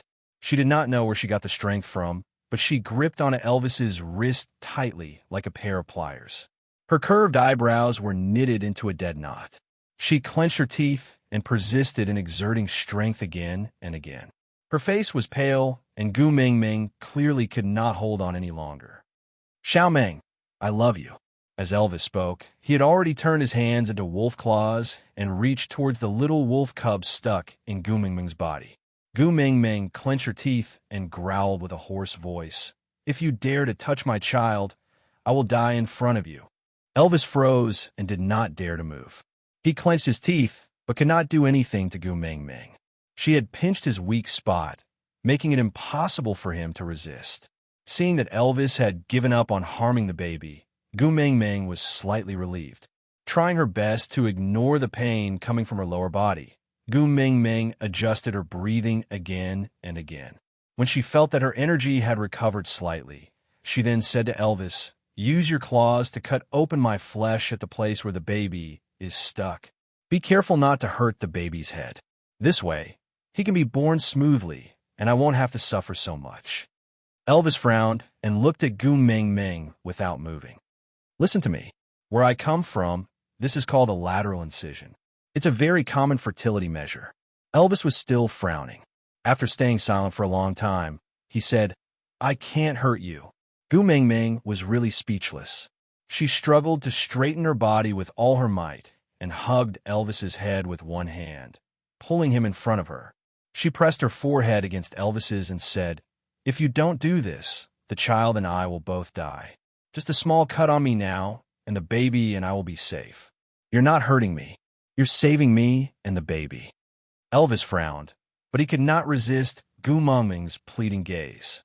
In the end, he nodded and laid between Gu Mengmeng's legs again, aiming his sharp wolf claws at the place where the baby's skull was stuck. Elvis's gaze was deep. He was hesitating, should he choose to kill the baby so that he would not hurt Gu Mengmeng and bear her hatred? Or should he listen to Gu Mengmeng and cut open her flesh to let this evil creature be born? "If you dare touch my child, I will kill myself in front of you." The image of Gu Mengmeng roaring with bloodshot eyes replayed in Elvis's mind. He was not afraid that Gu Mengmeng would hate him. He was not afraid that Gu Mengmeng would do anything to him, but he was afraid that she would hurt herself. The sharp nails trembled as they cut into Gu Mingming's flesh. Blood flowed down from a wound. Gu Mingming grasped the timing due to the pain and exerted force, almost fainting from the pain. But luckily, her lower abdomen was empty. She knew that the last baby had been born safely. Although Elvis was unwilling, he still licked this child who had caused Gu Mingming so much suffering, before placing him beside the other 3 little ones. Gu Mingming had already fainted from exhaustion. Elvis's heart ached as he took her from Li's arms. Without her bulging stomach, she was so light that she seemed to be weightless. This made Elvis feel extremely uneasy. He liked the chubby Gu Mingming more. He would rather have her twist his ear domineeringly and call herself queen than to have her quiet and lifeless like a doll whose soul had been hollowed out. Glancing at the 4 little ones sleeping quietly at the side, Elvis's emotions were extremely complicated. Aside from the topic, thank you to the little baby from Xiaoxiang Academy, Hui Yinchan, for the diamonds and flowers. At the same time, congratulations to the baby for becoming the first scholar in this article. Thank you to the little babies from QQ reading The Long Winter and The Rest of My Life for their 99 reading points. Chapter 297. When Gu Mingming woke up again, it was already the afternoon of the second day. The 4 little fellows huddled into Gu Mingming's arms while whining. As long as Elvis and Leah dared to touch one of them, the other 3 would scream at the top of their lungs. In order not to disturb Gu Mingming, Elvis endured the thick veins on his forehead and glared at the 4 fellows, making a mess. But it was a pity that newborn calves were not afraid of tigers. Newborn wolf cubs were also not afraid of their fathers. No matter how Elvis released his powerful aura, the 4 little ones just huddled into Gu Mingming's arms while whining, completely unafraid of their own fathers. The moment Gu Mingming opened her eyes, she was melted by her 4 sons. With their eyes still closed, they rubbed their little pink noses into her arms. Their short limbs could not support their chubby bodies, and they all laid on the bed, whimpering. Gu Mingming reached out her hand and tapped one of their little faces. The little fellow immediately turned his head and sucked on her finger with all his might. Hungry. Perhaps it was the nature of a mother and son. Gu Mingming instantly understood what her sons meant, even though there was no verbal communication. She turned to look at Leah and Elvis. The former's face was as warm as a spring breeze, while the latter's face was as cold as ice. Those who did not know better would have thought that this nest was Li's cubs. Both of you go out for a while. I want to feed the kids. Actually, Gu Mingming wanted to ask Leah to leave, but she was too embarrassed to only chase one of them away, so she could only chase both of them away. But Leah shrugged his shoulders and said, "Are you sure you can feed all 4 of them at the same time without any help?" Gu Mingming did not understand what Leah meant at first. When she followed Li's gaze and lowered her head to look at her chest, her face instantly burned up. Damn it, there were only 2 milk bottles and 4 sons. What should she do? Elvis walked forward and picked up the 3rd and 2nd brothers with each hand, saying, "Feed those 2 first. I will look after these 2 first." Gu Mingming looked at Leah and thought to herself, "Why aren't you going out yet?" But Leah sat on the ground nonchalantly, looking like a good student waiting for the old professor to start his lesson. He had no intention of leaving at all. Gu Mingming held in for a long while, and the 2 sons in Elvis's arms wailed even more miserably, as if Elvis was not their father, but a human trafficker. She could not wait any longer. Her sons would starve to death if she waited any longer. Gu Mingming cleared her throat and said, "That Elvis can stay behind to help me. Leah, why don't you help me prepare some food first?" Li's eyes narrowed with a smile and nodded in agreement before walking out. Once Leah went out, Gu Mingming hurriedly removed her clothes and started breastfeeding her 2 sons in a rather shameful position. The reason why this position was a little shameful was because if an Elvis who was lying on his back was added to the scene, it would be a F***king live erotic scene. Gu Mingming was lying down to feed her sons while Elvis was focused on playing the role of a human trafficker. He completely ignored the struggles and protests of his 2 sons and only focused on watching his wife's flirtatious and seductive posture. Gu Mingming was a little embarrassed from Elvis's stare. Although she had already mated and the children were all convinced, it was still weird to be stared at like this. So Gu Mingming found a topic and asked, "Why feed these two first and then the other two? Did you catch them randomly?" Elvis shook his head and said, "The one on your left is the first to be born, and the one on your right is the last to be born. Those two are the strongest in the litter and have a higher chance of survival than the two in my hands. So there's a limited amount of food for them." Aside from the topic, thank you to Xiaoxiang Academy's little baby 691166691. My lips only kiss me. I am Shui Jin for your votes.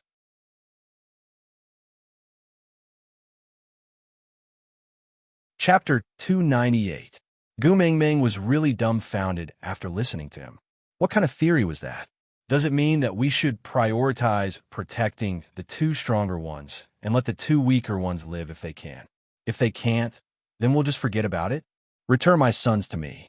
Angered, Gu Mingming pointed at Elvis's nose and roared, "It's all flesh that fell off from my body, so you're not the one who's in excruciating pain, so you can say it so easily? Hurry and return my sons. I don't need your help." Elvis knew very well that he must have said something wrong again, but the problem was that he did not know which word he said wrong. In order to not make Gu Mingming even angrier, he obediently placed the second brother and the husband back on the bed. Gu Mingming circled her arms, and the two that were carried away by Elvis flew into her arms. They raised their heads and howled like babies.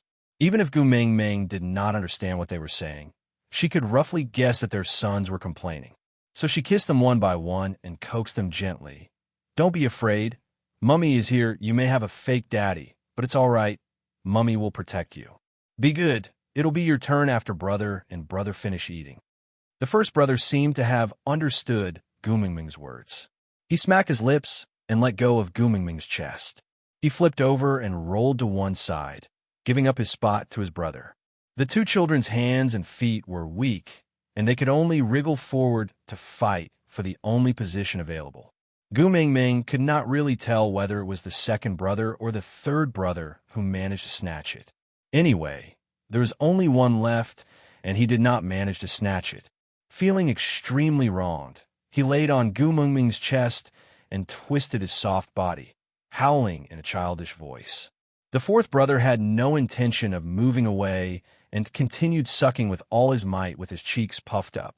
Gu Mingming saw that the chest had already been stuffed down. If someone else did not come up, the one who had not eaten would definitely starve. So she gently held onto the fourth brother's butt and pried him away from her chest. But this little ancestor was like a powerful suction cup. He stretched his neck out and sucked in his mouth, refusing to let go. Gu Mingming's breasts were hurting from the pull. She took a deep breath and smacked the little butt of the fourth brother, saying, "Brothers have to take care of each other. If you don't let go, I will be the last one to feed you in the future. When the time comes, your other brothers will also protect their food like you, and you can only starve." She did not know if the fourth brother understood Gu Mingming's words, or if he was full, or if it was simply because he was pulled too far away and could not reach. Anyway, the moment Gu Mingming finished speaking, he let go. Gu Mingming placed him on the bed, and the little fellow rolled to the side of the first brother. He rested his chin on the back of the first brother and yawned lazily. Kicking his chubby legs, he fell into a deep sleep. The second brother and third brother were eating happily when Leah came in with a stone pot. He was still smiling and glanced at Elvis, who was left to the side, giving him a sympathetic look. Then, he directly brushed past Elvis without any intention to speak up for him. He directly placed the pot on the fire and stirred it while saying, "The appetite of wolf cubs is very big. No matter how much milk you have, you will not be able to feed these four little fellows. I used the bones to boil some soup. You and the babies can drink some to replenish your nutrients. When the rainy season comes next year, I will go to the mountains to catch a female wolf for you to breastfeed." Aside from the topic, thank you to the little babies from Xiaoxiang Academy, Milkbait Ho, and Rabbit G drinking tea for the flowers. Love you guys, moi. Chapter 299. Gu Mingming was still kneeling on the bed in a breastfeeding position, while the second and third brothers were still drinking milk with gusto. Damn it, Leah walked in so naturally, making Gu Mingming feel embarrassed even if she screamed. She pulled a piece of bee skin to cover herself awkwardly, then glared at Elvis, who was still in a reflective state but still did not know what he did wrong. Leah scooped the meat soup into a small bowl and a larger stone plate. He placed the stone plate beside the bed, then picked up the first and fourth brothers with each hand and placed them beside the stone plate. She did not know if it was because they were full from drinking milk or because the taste of the bone soup was not as fragrant as their mother's milk, but the two little fellows were completely indifferent to the bone soup. Leah patted their little heads lightly and shook his head helplessly. He looked at Gu Mingming and said, "Wolves learn their eating habits from their mother. They will eat whatever you teach them to eat. So here." As Leah spoke, he placed the small bowl beside the stone plate, indicating for Gu Mingming to demonstrate how to drink the soup. Gu Mingming sighed and looked at her four babies. With her small body, she really could not feed them to their fullest, so she used one hand to support her body and the other to pick up a small bowl to finish the soup. Then, she showed the empty bowl to her two sons and said, "The taste is not bad. My babies are good. Do you want to try it?" That. Leah rubbed his nose and said, "The cubs have not opened their eyes yet, so they cannot see your actions. Their senses are mainly through the flow of air and the contact of their bodies. Holding a bowl with one hand is too difficult for them. They won't be able to learn it." Gu Mingming looked at Leah with a dumbfounded expression, completely unable to understand what he meant. Leah knelt beside Gu Mingming in a seductive manner, then lowered his head and stuck out his tongue to lick the side of the bowl lightly. Then, he used his head to nudge the first brother. Unfortunately, the first brother did not appreciate it at all and had no intention of learning at all. He just twisted his body and snuggled into Gu Mingming's arms, then whimpered as if he was complaining to his mother that there was a weird uncle who kept touching his body and it was so annoying. Gu Mingming forced a smile with her stiff lips and asked, "I also have to lick and drink like that?" Leah nodded his head seriously. "You have to teach them in a way that they can learn." Gu Mingming looked at the two little fellows in the bee skin who were howling in protest because they could no longer suck milk. She hardened her heart. What was Face worth? Compared to his son, self-esteem and whatnot were simply too weak. Okay? Gu Mingming tidied up her clothes and removed the bee skin covering her body. She gently picked up the two little ones who had not eaten their fill and placed them at the side of the stone plate. The five of them formed a circle that looked like a sunflower. Gu Mingming suppressed her strong sense of shame and stuck out her pink tongue to lick the plate lightly. Then, she looked at her four babies in anticipation. Unfortunately, the little fellows completely did not understand what was going on and still had a look of disdain on their faces. They had no intention of learning from their mothers to drink the soup. The third brother even screamed at Gu Mingming, clearly wanting to drink milk. Gu Mingming looked at Leah, helplessly. Leah leaned back next to Gu Mingming and once again demonstrated the action of licking the soup. Then he kissed Gu Mingming's face intimately and used his mouth to send her little face to the side of the plate. When he reached the edge of the plate, he licked the bone soup again. His long and affectionate eyes were smiling all along as he stared at Gu Mingming's shy little face. Aside from the topic, thank you Xiaoxiang Academy Dingrunpu, diamonds, flowers, and even voted for me. I'm so touched. Thank you, baby. Chapter 300. Gu Mingming blushed and retracted her gaze. She pursed her lips and followed Li's example. She first licked a mouthful of the bone soup, then kissed the little face of the youngest lying beside her. She used her mouth to push the little head of the youngest towards the side of the plate, then licked the soup on the plate lightly. She did not swallow it, but used her tongue that was still wet with the soup to lick the little mouth of the youngest. The youngest stuck out his tongue to lick his own mouth, as if he was quite satisfied with the taste, so he lowered his head to lick the soup. The sensitivity of his little tongue was much stronger than Gu Mingming's, and he enjoyed the soup with a loud smack. Gu Mingming felt a great sense of achievement, but she did not dare to make a loud noise, as she was afraid of scaring her sons. Then, she would use the same method to guide the other 3 sons. But what frustrated her was that the other 3 fellows firmly believed that the bone soup was not as fragrant as their mother's milk. Other than reluctantly finishing the soup that Gu Mengmeng had licked onto their mouths, they were completely unwilling to lower their noble heads.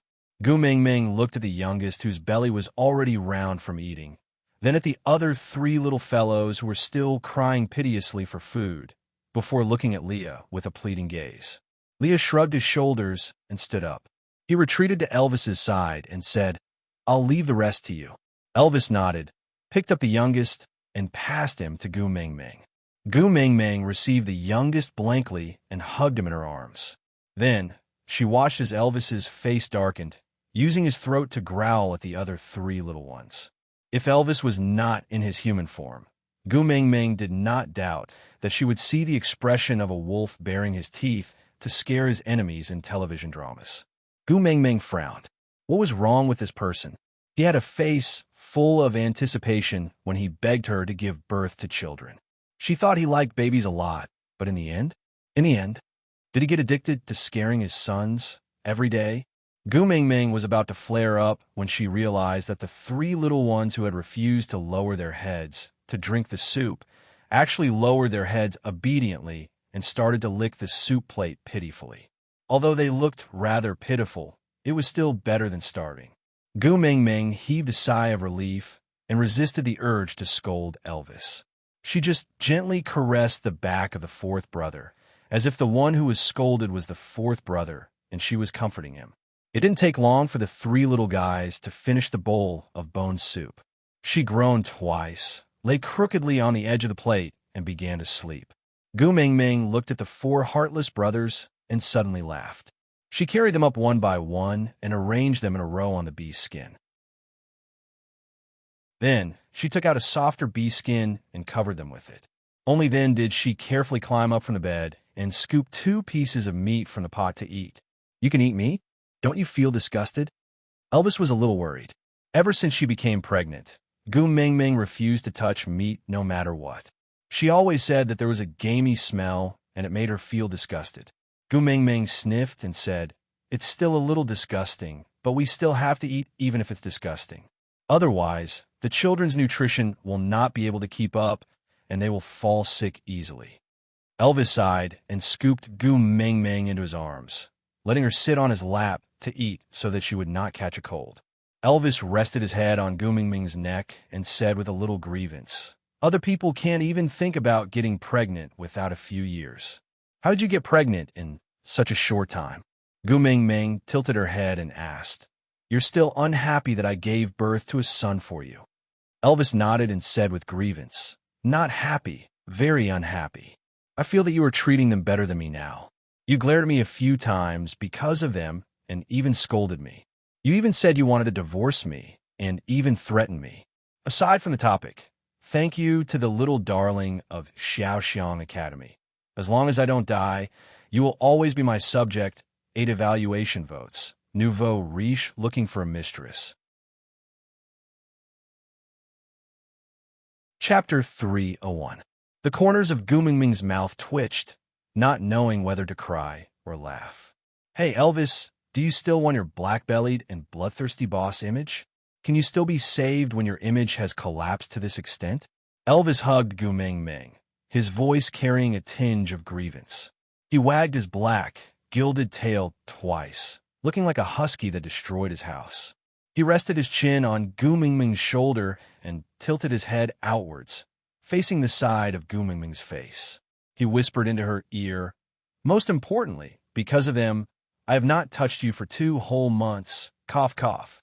Gu Mengmeng choked on the mouthful of meat soup she just drank because of Elvis's words. She looked at Elvis, who was begging for sex with her, with a face full of shock. Gu Mengmeng did not doubt that having sex with Elvis was even more painful than giving birth to the 4th brother. Just thinking about it, Gu Mengmeng felt the tear in her lower body starting to hurt again. She frowned and said with a weak voice, "I have to go through confinement. It still hurts now." Elvis nodded his head pitifully and said, "I know. Leah told me when he was stitching you up. Your healing ability is not as good as a male's, and this wound needs at least 1 to 2 months to recover. Even if it recovers, you can't mate for now." As Elvis said that, he looked at his 4 sons who were sleeping soundly on the bed with snot coming out of their noses. The disdain on his face was especially obvious. Gu Ming Ming was in a state of confusion. She looked at Elvis in a daze for a long time before asking, "You said, Leah stitched me up?"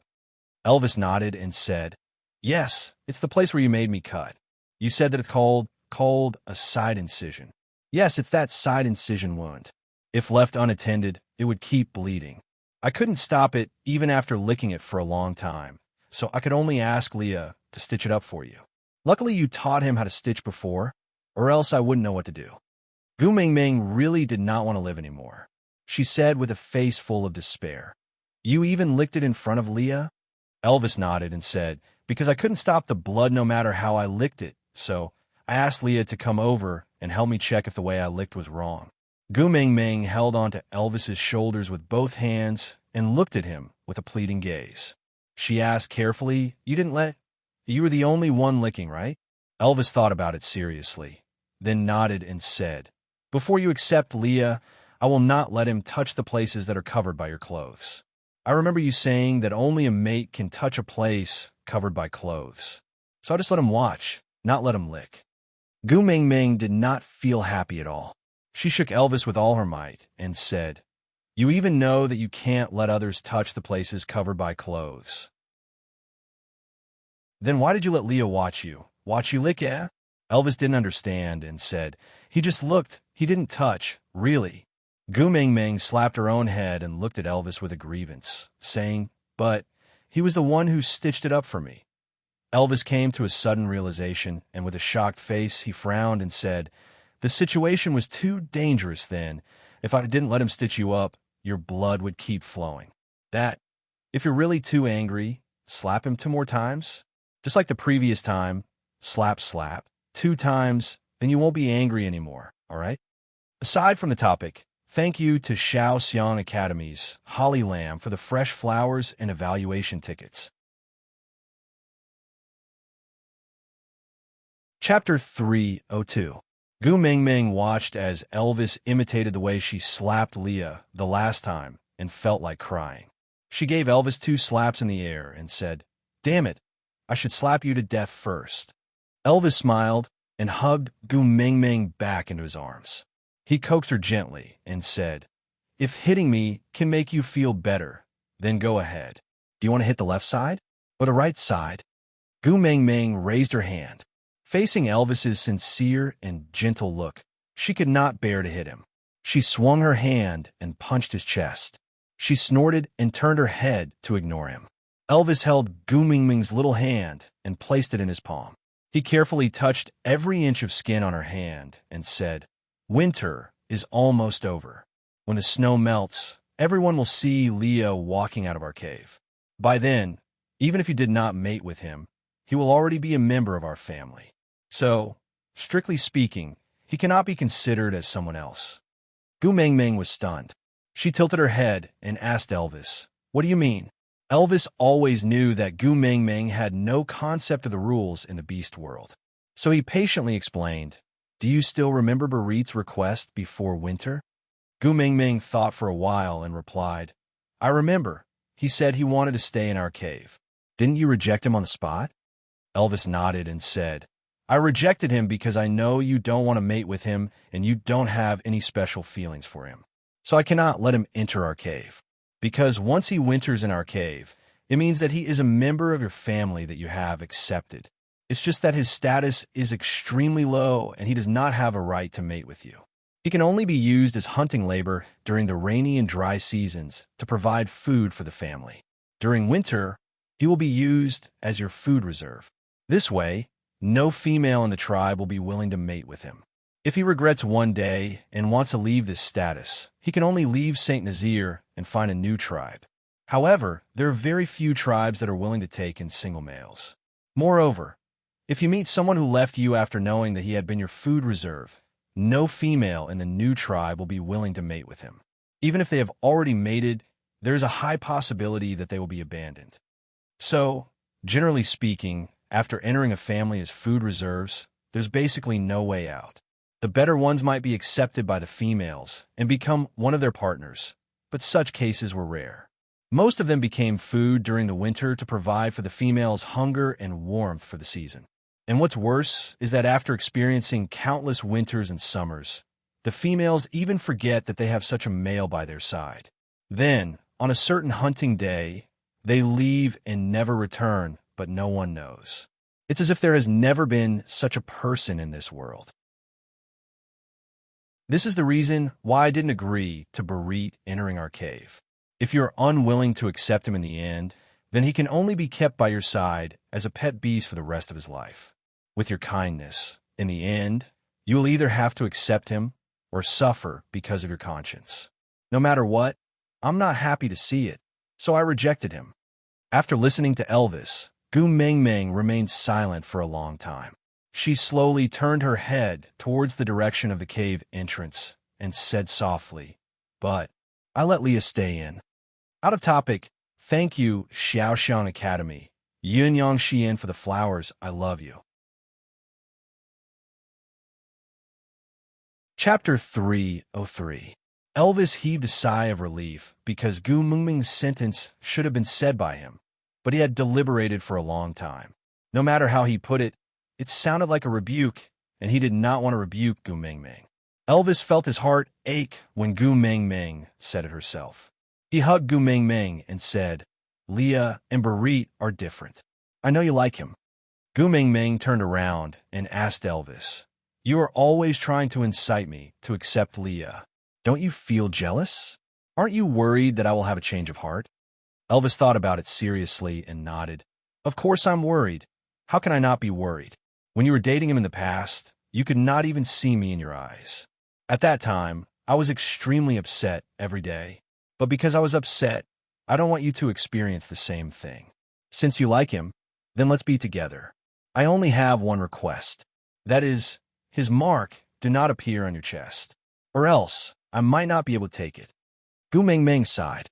She really did not know how to respond to Elvis's generosity. She thought about it and said, "Why don't we ask Leah to leave before winter ends? That way, no one will know that he has been staying in our cave for so long." Elvis looked at Gu Mengmeng and smiled. "Looks like pregnancy makes one foolish for 3 years is true." Hiss! Gu Mengmeng glared at him. Elvis immediately shut his mouth and changed his words. "Did you forget that Ian from the Eagle Owl tribe came to our cave before? Although the bird's tribe's sense of smell is not as good as ours, their eyesight is extremely good. I heard that no detail can escape their eyes." He stood at the entrance for so long that day and probably knew that Leah was staying in our cave. Unless Leah and I kill all 32 of them now and leave no one alive, we can't hide the fact that Leah is staying in our cave during winter. Gu Mengmeng bit her lower lip and kept quiet. She raised her head again and looked at Elvis helplessly. "I only hoped that he could save you. So when he suggested staying here, I agreed without a second thought. I didn't know things would turn out like this. Even if you and I join hands, it is almost impossible to kill 32 eagle owls at the same time. Don't forget they can fly. As long as he ascends to the heavens, there's nothing we can do." Leo was already leaning against the entrance of the cave. He tilted his head and looked at them with a faint smile. Gu Mengmeng felt guilty and lowered her head. "Leah, I'm sorry." Leah took 2 steps forward, hugging his knees as he squatted down. He accommodated Gu Mengmeng's height and looked straight into her eyes. His long and affectionate eyes were filled with seriousness. His large furry tail swayed behind him, one black and one white, reflecting off Elvis's tail. His 2 pure white fox ears were on top of his head. His demon-like posture was filled with an immortal aura that was not tainted by dust. It was so clean that it was like a gust of wind that blew through the snow. It was so cool that one did not dare to breathe, afraid that they would pollute the air. I've said it before. I want to hear your confession more than an apology. Leah looked at Gu Mengmeng seriously. His smile was so gentle that it made her heart ache. "In order to not make you hate me, I have been working very hard to guard the boundaries you mentioned. No matter how much I want to hug you, I can only hug myself like this. I clearly want to kiss you, but I can only look at you from afar. I feel very satisfied to be able to do something for you. But if you still won't allow me to stay. Aside from the topic, thank you for the 20 diamonds from Xiaoxiang Academy's Bloodstained City. Currently, you're the person with the highest fan value in Onewin and also the second scholar in this article. Thank you, baby, for your support. Chapter 304. Leah paused and leaned his body forward slightly. He whispered into Gu Mingming's ear, "Then, there's only one way left." Gu Mingming blinked her eyes and asked, "What way?" Leah pursed his lips, and his slender fingers brushed across his chest. He said in an inviting tone, "Eat me before the snow melts." "What nonsense are you talking about?" Gu Mingming stood up immediately. But because she stood up too quickly, she felt a little dizzy. Her vision blurred, and she almost fell. Leah quickly caught Gu Mingming and smiled. "I finally got to hug you again. It's enough for me to hug you like this once before I die." Lee's smile was very gentle, so gentle that it made one feel hopeless. Gu Mingming's heart was throbbing in pain. She calmed herself down and stabilized her hands. She pushed Leah away and said, "Is there something wrong with you? I haven't even finished eating the food in this cave. Why would I eat you? Do you think I'm a skeleton spirit?" Leah tilted his head and touched his heart as if he was wronged. He said, "But I heard that the heart of a snow fox has the effect of prolonging one's life." Gu Mingming was about to hit him when Leah touched his stomach again and said, "The flesh on my stomach is also very smooth and tender. It tastes much better than normal wild beasts. And I'm a 3rd level orc. If you eat me, your body will definitely be much stronger than it is now. That way, you won't fall sick after playing in the snow for a while." Gu Mingming wanted to cry, but no tears came out. She looked at Leah and then at Elvis and sneered, "Are you sure one is a wolf and the other is a fox? Neither of you is a fox wearing a wolf skin or is a wolf wearing a fox's skin. Why the hell are you both so eager to let others eat you? Isn't it good to live well? Look, this world is so beautiful, right?" Leah caressed Gu Mingming's face gently, his eyes filled with greed. He wanted to take one more look at her, one more look, as if he wanted to carve her into his eyes. He said with deep affection and loneliness, "If you don't want me anymore, this world will not be beautiful at all. Rather than living in a purgatory filled with torment, I might as well fuse my flesh and blood into your body and become one with you, using another method to protect you once. At least I could die a worthy death."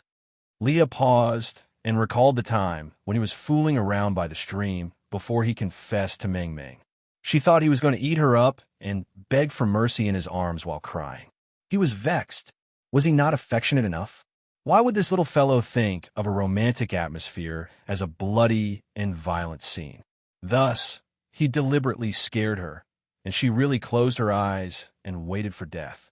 She was obviously trembling violently, but she still pretended to be unafraid of death. Back then and now, it was so similar. "Once upon a time, you begged me not to eat you. You said you wouldn't choose between food and partners," Leah said while caressing Gu Mingming's neck. That was the place where he once planted strawberries.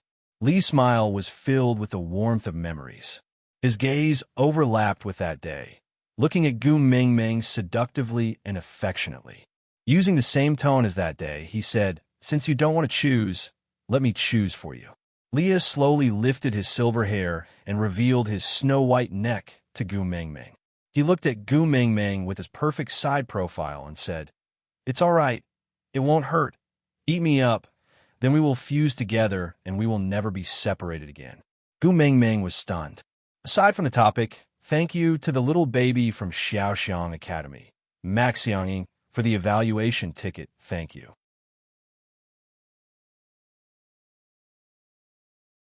Chapter 305. Gu Mingming remembered that Leah had said that to her before. But at that time, sighing, Gu Mingming pushed Leah away and said, "Stop fooling around. You know I won't eat you." Leah was very dejected, as if he was very disappointed with Gu Mingming's unparalleled ability. He patted his stomach and muttered to himself, "It should be delicious. Why don't I like it?" Gu Mingming was really speechless. First it was Barit, then Elvis, and now Leah was the same. What was wrong with the males in the beast world? The boundless world was rich in resources, and there were so many things to eat. Why did they have to suggest others to eat them? Did they think they were mantises?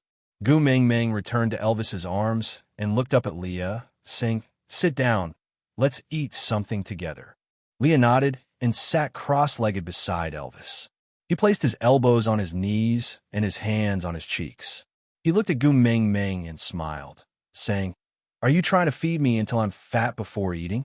Gu Meng Meng raised her little fist and made an action as if she was going to hit someone, saying, "Don't provoke me. I just gave birth and can't take fright. Don't keep telling me scary stories about people eating people. If you scare me until I lose my milk, I will fight you for my sons." Leah shrugged his shoulders and finally avoided this topic. Gu Meng Meng scooped a big piece of meat from the pot and passed it to Elvis, saying, "You took care of the 5 of us for an entire day, and I didn't see you eat anything. I must have tired you out when I was pregnant previously, right?" Elvis did not reject her, because winter was really about to end, and the food stored in the cave was enough for them to eat until the rainy season when their prey would come out. In order not to waste food, Elvis always chewed the bones and swallowed them, because he realized that cooked bones were much easier to digest than raw ones. Rather than throwing them away, he would rather eat them. So most of the time, he would secretly pick up the leftover bones from Gu Meng Meng and eat them, so as to save as much food for Gu Meng Meng. Gu Meng Meng was also used to Elvis's way of eating bones without spitting out the bones, so she would usually choose those with more meat and less bones for Elvis to eat, afraid that he would suffer from indigestion and end up with stones. Elvis swallowed his food and kissed Gu Meng Meng's little face. "Compared to your suffering, how can my suffering be considered as any hardship?" Gu Meng Meng smiled, feeling very touched. She had an older sister who worked as a white-collar worker in a company before she got married. Her monthly salary was less than 10,000, and she was very confident wherever she went. Not long after they got married, she got pregnant. Her husband wanted her to stay at home to raise the baby, and she agreed. However, once she quit her job, it would be difficult for her to go back to work. When she was pregnant, she had to wait to give birth. After giving birth, she had to wait to go to kindergarten. After kindergarten, she had to wait to go to primary school. However, before the child could go to primary school, her husband had cheated on her. The reason was that he was fed up with his children's crying and his wife's complaints. He even asked his sister, which man would want to go home to see an old woman every day? Little Missy said that she had given birth to a child for him. So how could he be so inconsiderate towards her? The man snorted disdainfully and asked, "Which woman doesn't know how to give birth? This is your duty." That time, the sister hugged the child and gulped down beer, crying to Gu Meng Meng, "I'm not afraid of suffering with him. I'm not afraid of suffering for him. I'm afraid that he can't see everything I've done. I don't want to live a luxurious life. I just want some words of comfort. That's all." Aside from the topic, thank you to my QQ Reading Baby by an Ing Lu for your 999 reading points, and thank you for your message.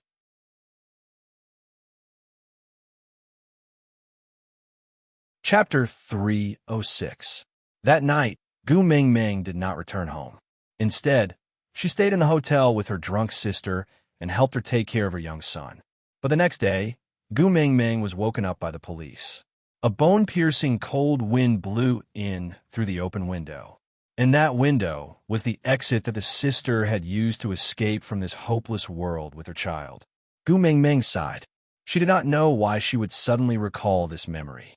She just felt a little disappointed. She looked up at Elvis and said, "Thank you for seeing everything I did. Thank you for comforting me." Elvis sharply sensed that Gu Meng Meng's emotions were not right. He kissed her lips lightly and asked, "What's wrong? Something on your mind?" Gu Meng Meng shook her head and smiled. "Maybe it's the legendary depression." Elvis looked at Leah, who shook his head to indicate that he had never heard of it. He did not know what to do either. Gu Meng Meng patted her face to cheer herself up. Then she smiled and said, "All right, I'm fine. Don't worry." Elvis hugged Gu Meng Meng and gently stroked her hair. He comforted her gently. "Don't be depressed. Don't be depressed. Don't worry. You have me." Gu Meng Meng nodded and said, I know, I have a good hubby. Elvis accepted Gu Mingming's compliment with a smile. The word hubby was especially pleasing to the ears. Hey, my good hubby, shouldn't we be doing something serious now? Gu Mingming asked with a smile. Elvis looked at Gu Mingming's lower body thoughtfully. Then, he shook his head firmly and said, although I really want to, your body has not recovered yet. I can't do it for now. Gu Mingming's melancholy mood was instantly broken by Elvis. She picked up her chopsticks and knocked on Elvis's head, saying, what are you thinking about? I'm talking about serious matters. Elvis said seriously, it's serious matters. But Xiao Ming, you really need a rest. Gu Mingming really did not know whether to laugh or cry. She shook her head and said, I know I need to rest. The serious matters I'm talking about are not the unserious matters you're thinking about. I'm talking about our 4 babies. We can't possibly call them first, second, third, and fourth every day, right? Isn't it time to give it a proper name? Elvis looked at Gu Mingming and thought seriously for a while before replying, whatever. You can call me whatever you like. Ugh. Gu Mingming really wanted to spit blood on Elvis's face. She complained, can you be more attentive? He's your son after all. What do you mean by whatever? Elvis said, my name was randomly chosen by me after I became an adult. Leia, what about you? Leah thought for a moment before replying, I snatched my name from someone else after I became an adult. The corners of Gu Mingming's lips twitched as she asked, is there a need to fight over names? Leah nodded and said, I think his name sounds nice, so I killed him and his name belongs to me. If one day someone likes my name, they can also challenge me. Many people are like this. Elvis added, yeah, I snatched 2 names in the past too, but after snatching them, I felt that they didn't sound good, so I just gave up and randomly picked one for myself. I've met people who tried to steal my name before, but they never beat me up. Gu Mingming's face was filled with despair. It's just a damn name, what's there to snatch? If you don't believe me, you can just go to the village entrance and shout dog leftover. Even if there aren't 10 people, at least 8 will respond to you. According to the logic of the beast world, the strongest dog leftover in the village has to strangle all the other dog leftovers in the village to monopolize the name dog leftover. Aside from the topic, thank you to the QQ reading baby Lazy Daswong for the 399 reading points. Chapter 307. Gu Mingming looked at her 4 sons with snot dripping from their noses and fell into a deep dilemma. What if the name was too nice to hear? Would he be kidnapped like the son of a rich man or something?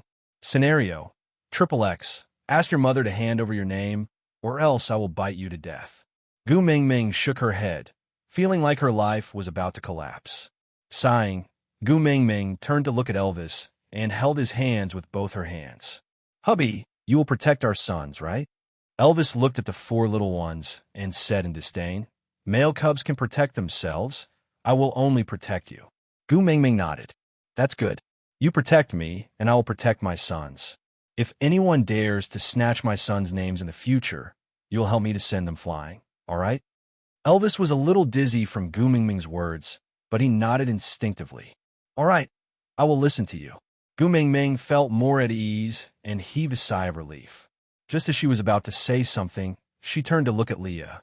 She thought for a moment and asked, Leah, I heard that you are quite close with the beast deity? Leah sneered. You are more familiar with the beast deity? I heard that the beast deity is your beast father. Gu Mingming slapped her thighs in joy. That's right. The beast deity is my beast father and also my son's grandfather. Who dares to snatch the beast deity's grandson's name? I will go home and complain to my dad and ask him to take care of these demons. Gu Mingming was completely relieved at that thought. She said in a refreshed manner, Come, let's brainstorm and name our 4 little ones. Leah shrugged.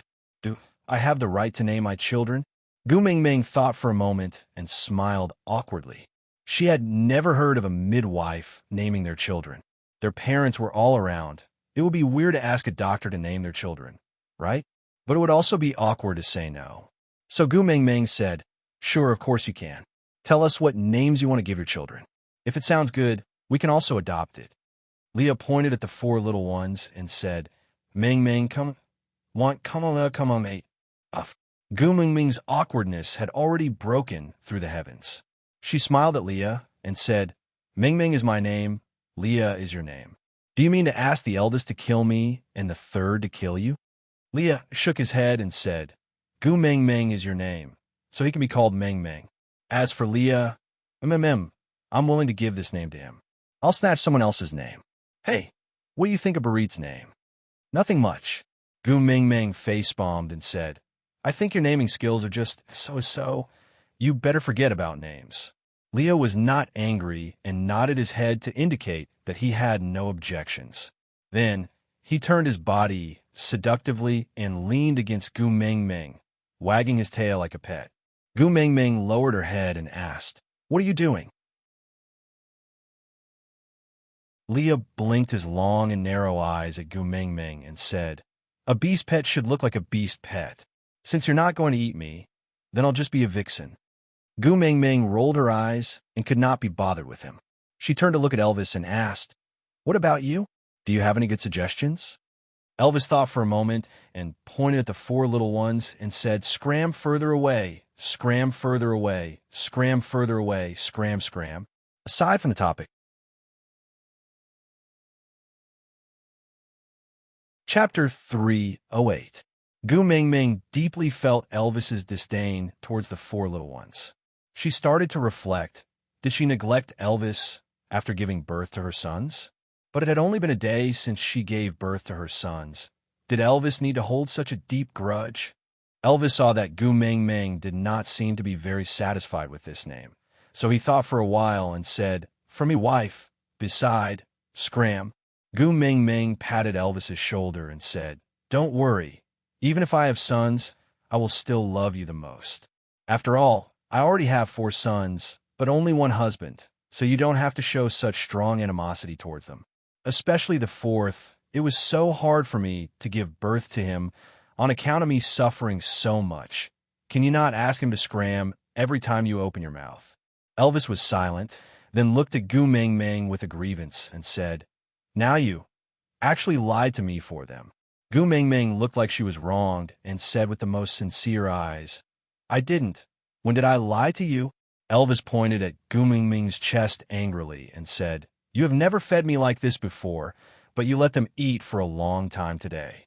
Gu Mingming almost choked to death by her own saliva, and her face instantly turned red as she punched Elvis.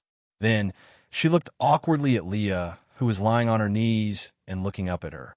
Leah seemed to be thinking about something, then his lips curled up and he flipped over to lie on his back, asking Gu Mingming, Do you still lack sons? The ones with big furry tails. Gu Mingming laughed coldly and thought to herself, Damn it, you still wanted me to call you Daddy yesterday, and now you want to call me Mommy? What kind of seniority is this? Gu Mingming slapped Lee's face and said, I am tired. I need to sleep for a while. I will think of the names after I wake up. As Gu Mingming said, she stood up from Elvis's arms and walked towards the bed. She did not even take 2 steps before Elvis pulled her from behind. Gu Mingming turned around and saw Elvis looking at her, as if he was looking at Chinshimi.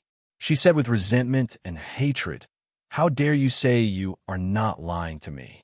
You used to hug me to sleep in the past, but now you are abandoning me to hug them. Gu Mingming had no choice but to return to Elvis's side and pounce into his arms.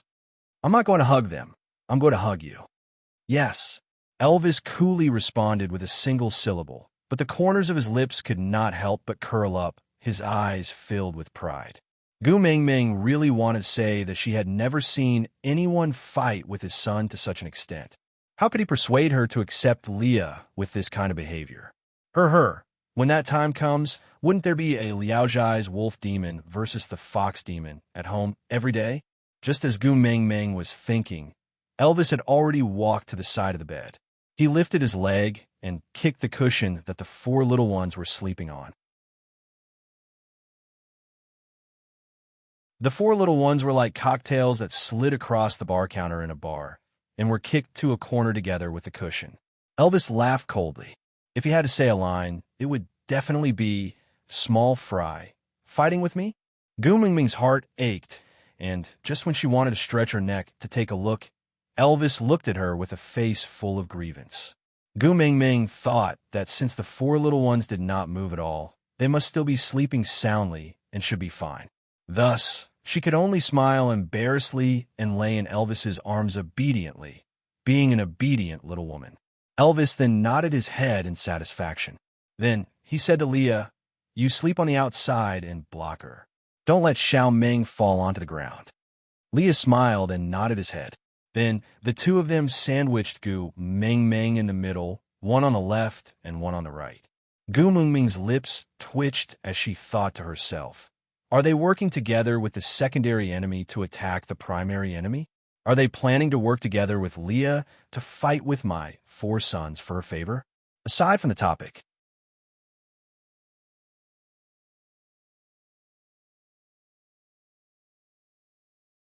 Chapter 309. When Gu Mingming woke up, she finally understood why Elvis wanted Leah and him to accompany her to sleep. This was a 360-degree isolation belt without any blind spots. The four little ones were really hungry, but they could not climb over the two huge black and white mountains in front of them. Just by getting a little closer, they were either kicked by someone or coincidentally swept by someone's tail, causing them to tumble out. The moment Gu Mingming woke up, the four little ones screamed at the top of their lungs with their childish voices. Although Gu Mingming could not understand what they were saying, she could tell from their expressions that they were extremely aggrieved. Their cries for food made Gu Mingming's heart melt into water. "Oh, my babies, come to Mummy quickly." Gu Mingming kicked Elvis away and arched her, but pushing Leah to the side. Then she opened her arms wide and faced her four sons with a welcoming posture. The four little ones looked as if they had been abducted and sold. When they saw their mummy, they were extremely affectionate. Spreading their four short legs, they rolled and crawled into Gu Mingming's arms. They stuck out their pink tongues and licked Gu Mingming's face and neck crazily. Gu Mingming patted their little heads one by one and comforted them. All right, Mummy knows that you guys have suffered." Gu Mingming had only slept for one night, but she could already feel her breasts swelling up badly. Both sides of her chest had hardened, and it would hurt at the slightest touch. Gu Mingming laid on her side, with her back facing one male who looked aggrieved and the other gloating.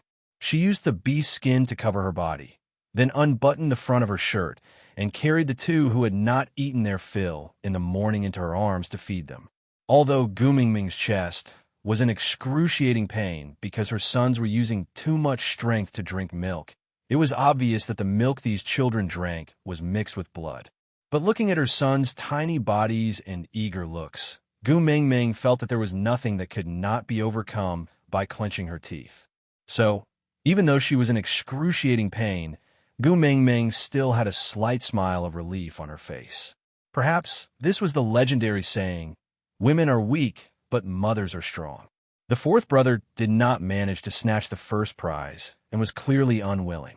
He did not care about anything and wanted to snuggle into Gu Mingming's arms, while the eldest brother bit his hind leg and dragged him back.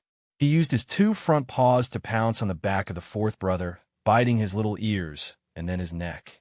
He did not use much strength and was clearly playing with him.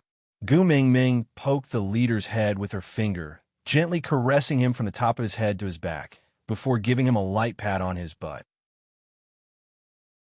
The boss was so comfortable that he was snoring and twisting his little body was very cute. Gu Mingming giggled at her son's teasing. Seeing that the leader had received his mother's reward, the fourth brother also cried out.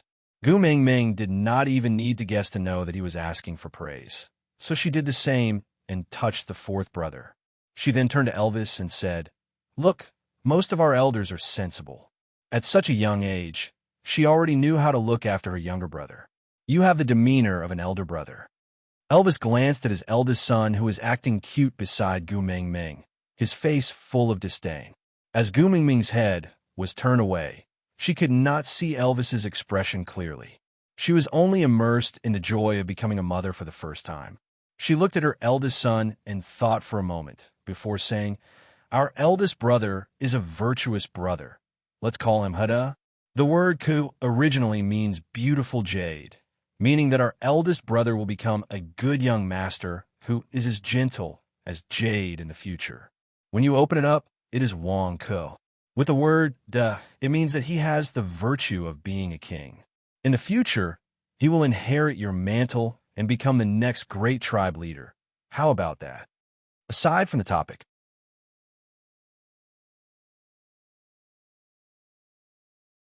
Chapter 310. Elvis sat behind Gu Meng Meng and pointed at the leader who was still acting cute. I like this name. I want to change with him. He is Elvis. I am Hada. Gu Meng Meng burst into laughter and turned to look at Elvis, asking, snatching a name from your own son? Only you can think of that. Elvis's face darkened. Didn't you say you love me the most? Not even giving me a name? Gu Meng Meng was really speechless at Elvis's way of thinking. He had been persuading her to accept Leah every day, but now he was making things difficult for his son.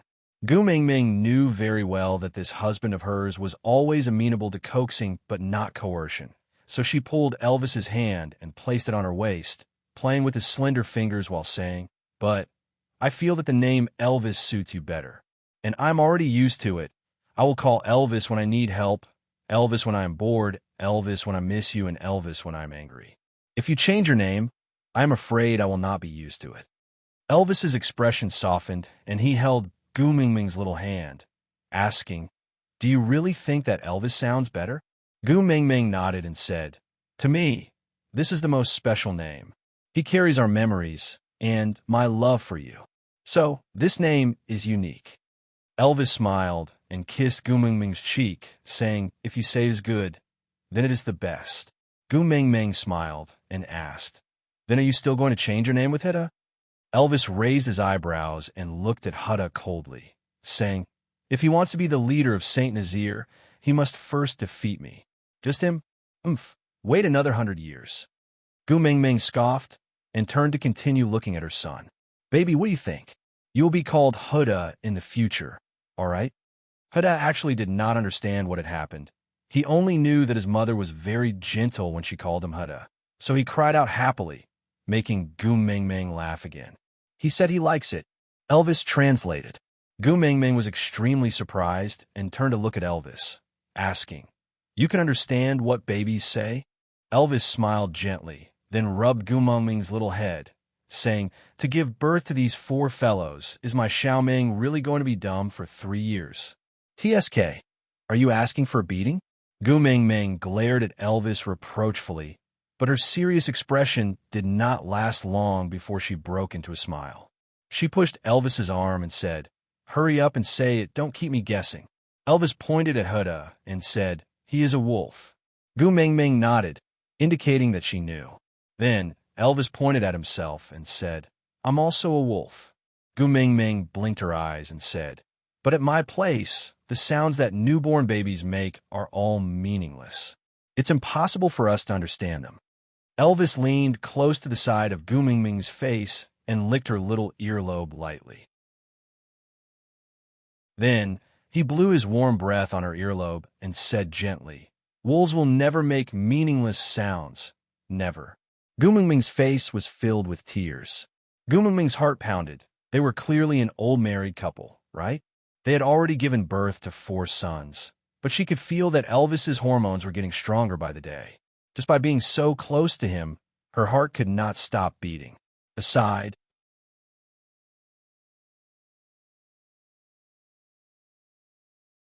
Chapter 311. Gu Meng Meng cleared her throat and pushed Elvis away a little. She swallowed her saliva and secretly heaved a sigh of relief at an angle that Elvis could not see. Then she said, "All right, since Huda likes his own name, that's great. Next." Gu Meng Meng patted the 4th brother who was still fighting with Huda lightly and said, "It's time to give him a name." Gu Meng Meng thought for a while and had an idea in her mind. But before she said it out, she decided to respect her son's opinion first. So she said to Elvis, "Help me ask the 4th brother if he has any thoughts on his own name. If he has a name he likes, then let's go with it. He doesn't have any objections." Elvis answered on behalf of the 4th brother, without even thinking. "You haven't even asked. How do you know he doesn't have any objections?" Gu Meng Meng pouted, dissatisfied with Elvis's perfunctory reply. Elvis laughed and used his finger to poke the fourth brother's head. He said coldly, "The weak don't have the right to decide their own fate. Whatever you want him to be called, he will be called. If he doesn't like it, he can just change it on the day he defeats me." Gu Mingming facepalmed. If she had learned higher mathematics better, she could have calculated the size of her son's psychological trauma. However, the fourth brother's reaction was not as hurt as Gu Mingming had expected. Instead, he was full of vigor and vigor. He straightened his neck and howled at Elvis.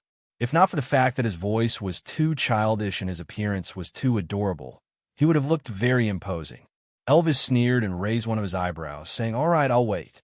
Gu Mingming was in a completely dumbfounded state. She had the misconception that her husband and son were using a different dialect to communicate with her. She could not bear to pat her son, so Gu Mingming patted Elvis's arm and asked, "What are you two talking about? Can you bring me along?" Elvis used a shin to point at the fourth brother and said, "This fellow said that he will defeat me soon and asked me to wait." Gu Mingming frowned upon hearing that. She asked to confirm again, "He really said that?" Elvis nodded. Gu Mingming sighed and looked at the fourth brother sternly, saying, "Baby, you can't talk to Daddy like that. Good children shouldn't contradict their parents. Otherwise, their parents will be very sad." Fourth brother sat on the side of the bed with his two front legs supporting his body. He tilted his head and howled at Gu Mingming. Gu Mingming turned around to look at Elvis, who automatically translated. He asked you what is a father, what is a good child, what is rebutting, and what is sadness. Gu Mingming was tickled by her son's silly look and burst out laughing. She laid in front of the fourth brother and looked at his little face, saying, "So, you only know what a baby is and what a mother is." The fourth brother howled twice and used his little claws to rub his face randomly. Gu Mingming guessed that he was probably trying to say that she was right. Gu Mingming thought about it. He was just a day old, and his eyes had not even opened yet. How much could he know? So she patiently explained, "I am your mother, and my husband is your father. He is brave, upright, kind, and considerate. He will hold up the sky for us and let us live freely without worrying about being hurt. He is the only person in this world who will never betray us. Daddy is very tough and very noble. So you can't talk to him like that." Aside from the topic.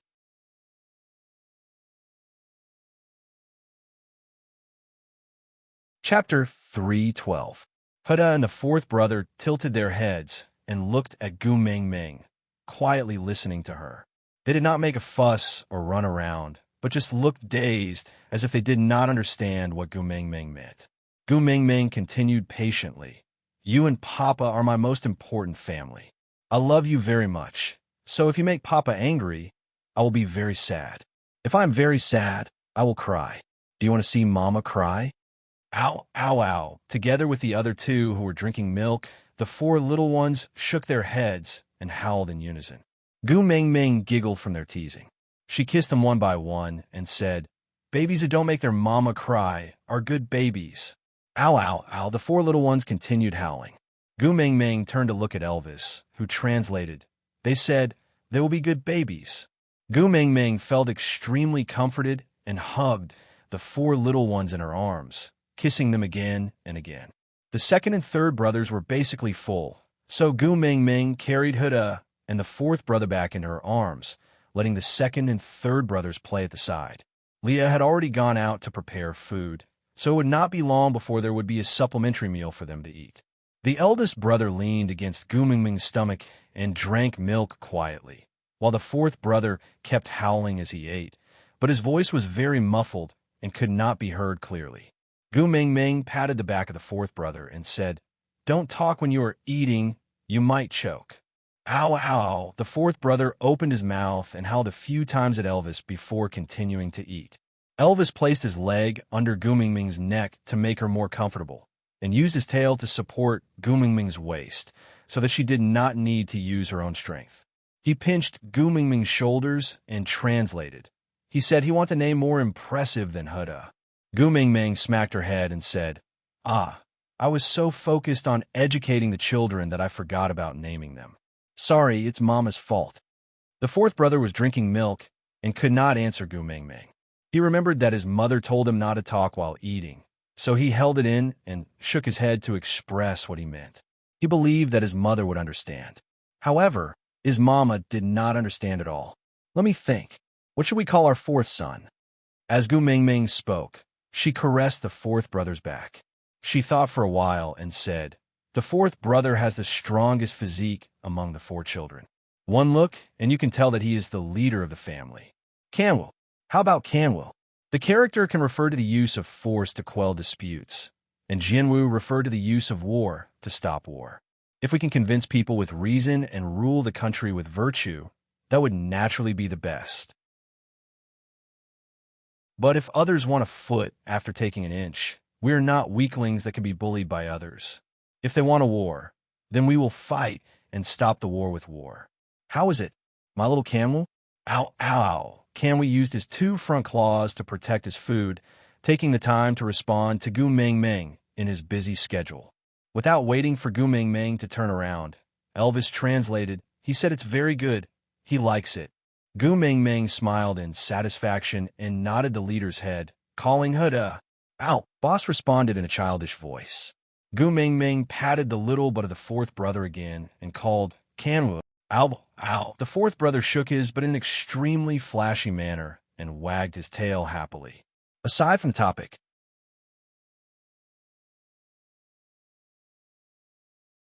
Chapter 313. After deciding on the first and fourth brother's names, Gu Mingming turned to look at the second and third brother. These 2 younger ones were much more obedient than the other 2. They were sitting in a row, waiting to be named. Gu Mingming stroked her little head and said, "My second brother has extraordinary looks and is worthy of the word Xian." But Emperor Xuanyuan Xian was also like this. The name is too heavy and will affect one's luck. How about this? In any case, the word Xian also refers to the Xian gong star in the sky. Let's add a pond in front of the word Xian, implying that my second son is the reflection of the Xian gong star in the pond. The stars in the water are also stars. In my mother's eyes, they're very bright. Okay. Roar, roar, roar, second brother puffed out his chest, indicating that he was satisfied.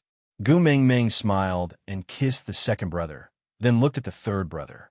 She thought for a while and said, "The first brother is virtuous, the second brother is handsome, and the fourth brother is strong.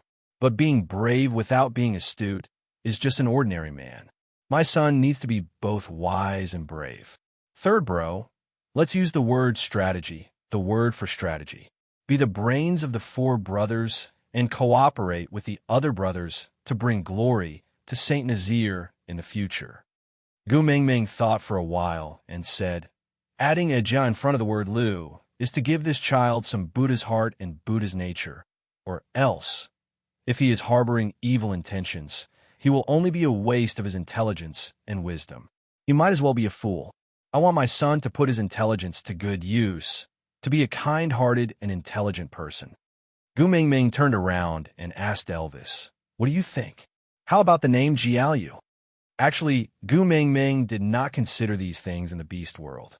Kindness? What was the point? What was Buddha nature? In this world, there was only the survival of the fittest. But Elvis would never tell Gu Mingming these words. Females were supposed to live in a beautiful fairy tale fantasy, and it was the responsibility of males to create and protect this fantasy. So, Elvis kissed Gu Mingming's forehead lightly and said, "Whatever you like is good." Gu Mingming smiled and turned to look at her son, asking, "Baby, what do you think? Do you like the name Jiaoyu?" Actually, not only did Jiaoyu not understand Gu Mingming's explanation just now, even Elvis might not have understood it. But Jiaoyu remembered that his mother had told him not to go against his parents, or else his mother would cry in sadness. He did not want his mother to cry, so since his mother wanted him to be called Jiaoyu, then he would be called Jiaoyu. So little Jiaoyu nodded, and even nudged his head against Gu Mingming's palm. He was obedient and considerate towards his mother. Huda, Qi Xian, Jiaoyu, Canwu.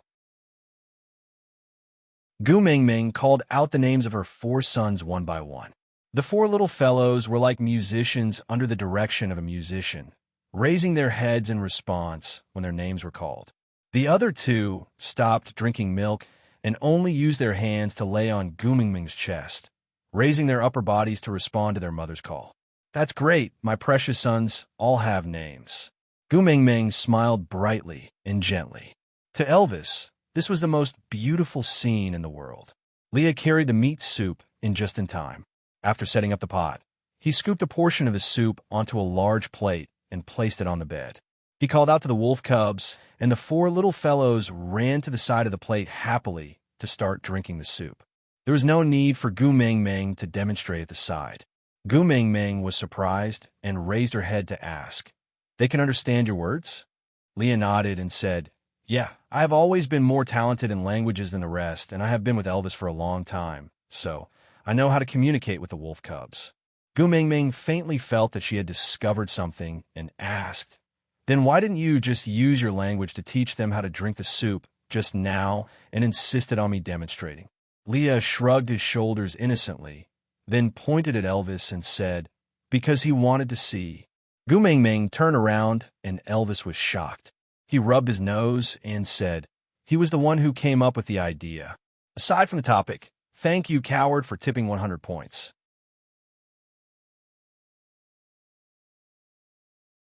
Chapter 314. 2 weeks later, Campbell was the first to open his eyes. The son Elvis hated the most had a pair of eyes that resembled him the most. It was the same azure blue, like the sea of stars, captivating people. It was just that this pair of eyes was clearer and more transparent, filled with curiosity and yearning for everything, without the coldness and vicissitudes unique to Elvis. Gu Mingming was overjoyed. She held Camwa's little face and looked at his eyes carefully, then looked at Elvis's eyes and smiled. "You are really biological children. Aren't you two similar? You're the cartoon version, while Kanwu is the Q version. Ah, so loving." Elvis already harbored animosity and even murderous intent towards this little brat who caused Gu Mingming to suffer so much during the childbirth process. It was because of him that Gu Mingming suffered a stab to her body, and that stab was personally inflicted by him. At that moment, every drop of blood that Gu Mingming shed laid the foundation for him to despise this son in his heart. Elvis held on to Gu Mingming's waist, grabbed the back of Kanwa's neck, and threw him back onto the bed. Then, he used his other hand to hook Gu Mingming's little face and stared straight into her eyes. One pair of eyes like this is enough. Just look at me, don't look at him. Gu Mingming glared at Elvis. How can you be like this? That is your biological son. Elvis lifted his chin, the corners of his lips turned downwards. He frowned and did not say a word. Gu Mingming sighed helplessly. This kind of daily struggle between father and son for attention really tired her out both physically and mentally. She could not even play with her son properly. Their father was a vinegar jar. Kanwu just opened his eyes today, and it's his first time seeing us. Can you be more friendly? On account that I fought so hard to give birth to him, why don't you give me a smile? Elvis's face turned even colder. He glared daggers at Kanwu. You almost lost your life to give birth to him. Gu Mingming used her elbow to poke Elvis's chest. Then may I ask, which brother put them into my stomach? Elvis was speechless. He frowned and lowered his head. Gu Mingming shook Elvis's arm and pleaded. All right, no matter what, isn't it good that our family is safe and sound now? Don't spoil the mood, smile. Elvis was helpless and forced the corners of his lips to curve upwards.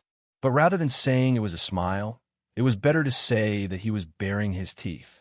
It was a very strange expression, as if he was threatening his opponent with a face full of unwillingness. Or perhaps it was a little like a husky at the dentist's office. Gu Mingming could not help but laugh. She placed her palms together in front of her chest and said in an extremely exaggerated tone, so handsome. Elvis was amused by Gu Mingming. His gaze was always gentle when it met hers. Only then was Gu Mingming satisfied. She leaned into Elvis's arms and said, Isn't this good? A family, harmonious and beautiful. Elvis caressed Gu Mingming's head and kissed her hair.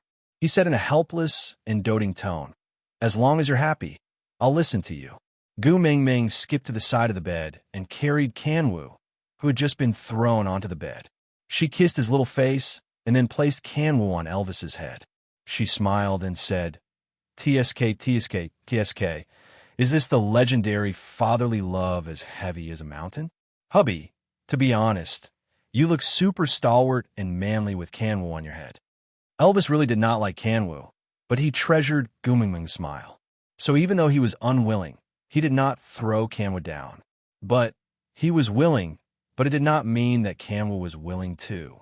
A gush of warm liquid flowed down from the top of Elvis's head. Green veins popped up on Elvis's forehead instantly. Gu Mingming had never reacted so quickly in her life. She hugged Kanwu from Elvis's head and protected him in her arms. Then, the cave echoed with Elvis's "Come over, I promise I won't beat you to death," and Gu Mingming's laughter and pleading for mercy on behalf of her son. Aside from the topic, this is the end of the explosive updates. All my babies, remember to join the group and participate in the activities. Please refer to the announcement in this article for the details of the activities. Also, after today's update, OneWin's VIP group will be officially opened. After the activities, the method to join the VIP group will be announced in the group. After joining the V group, there will be no need to go online to look at Meet. Susu will directly send the document to the group. Also, from today onwards, there will be no more side events in the group. After all, side events are benefits for the babies who support Susu. Susu's meat, not everyone can eat it, right? Right? That you're tuning in to the Romance Rendezvous YouTube channel. We're so grateful for your support, and don't forget to subscribe to join us on this incredible journey through captivating stories.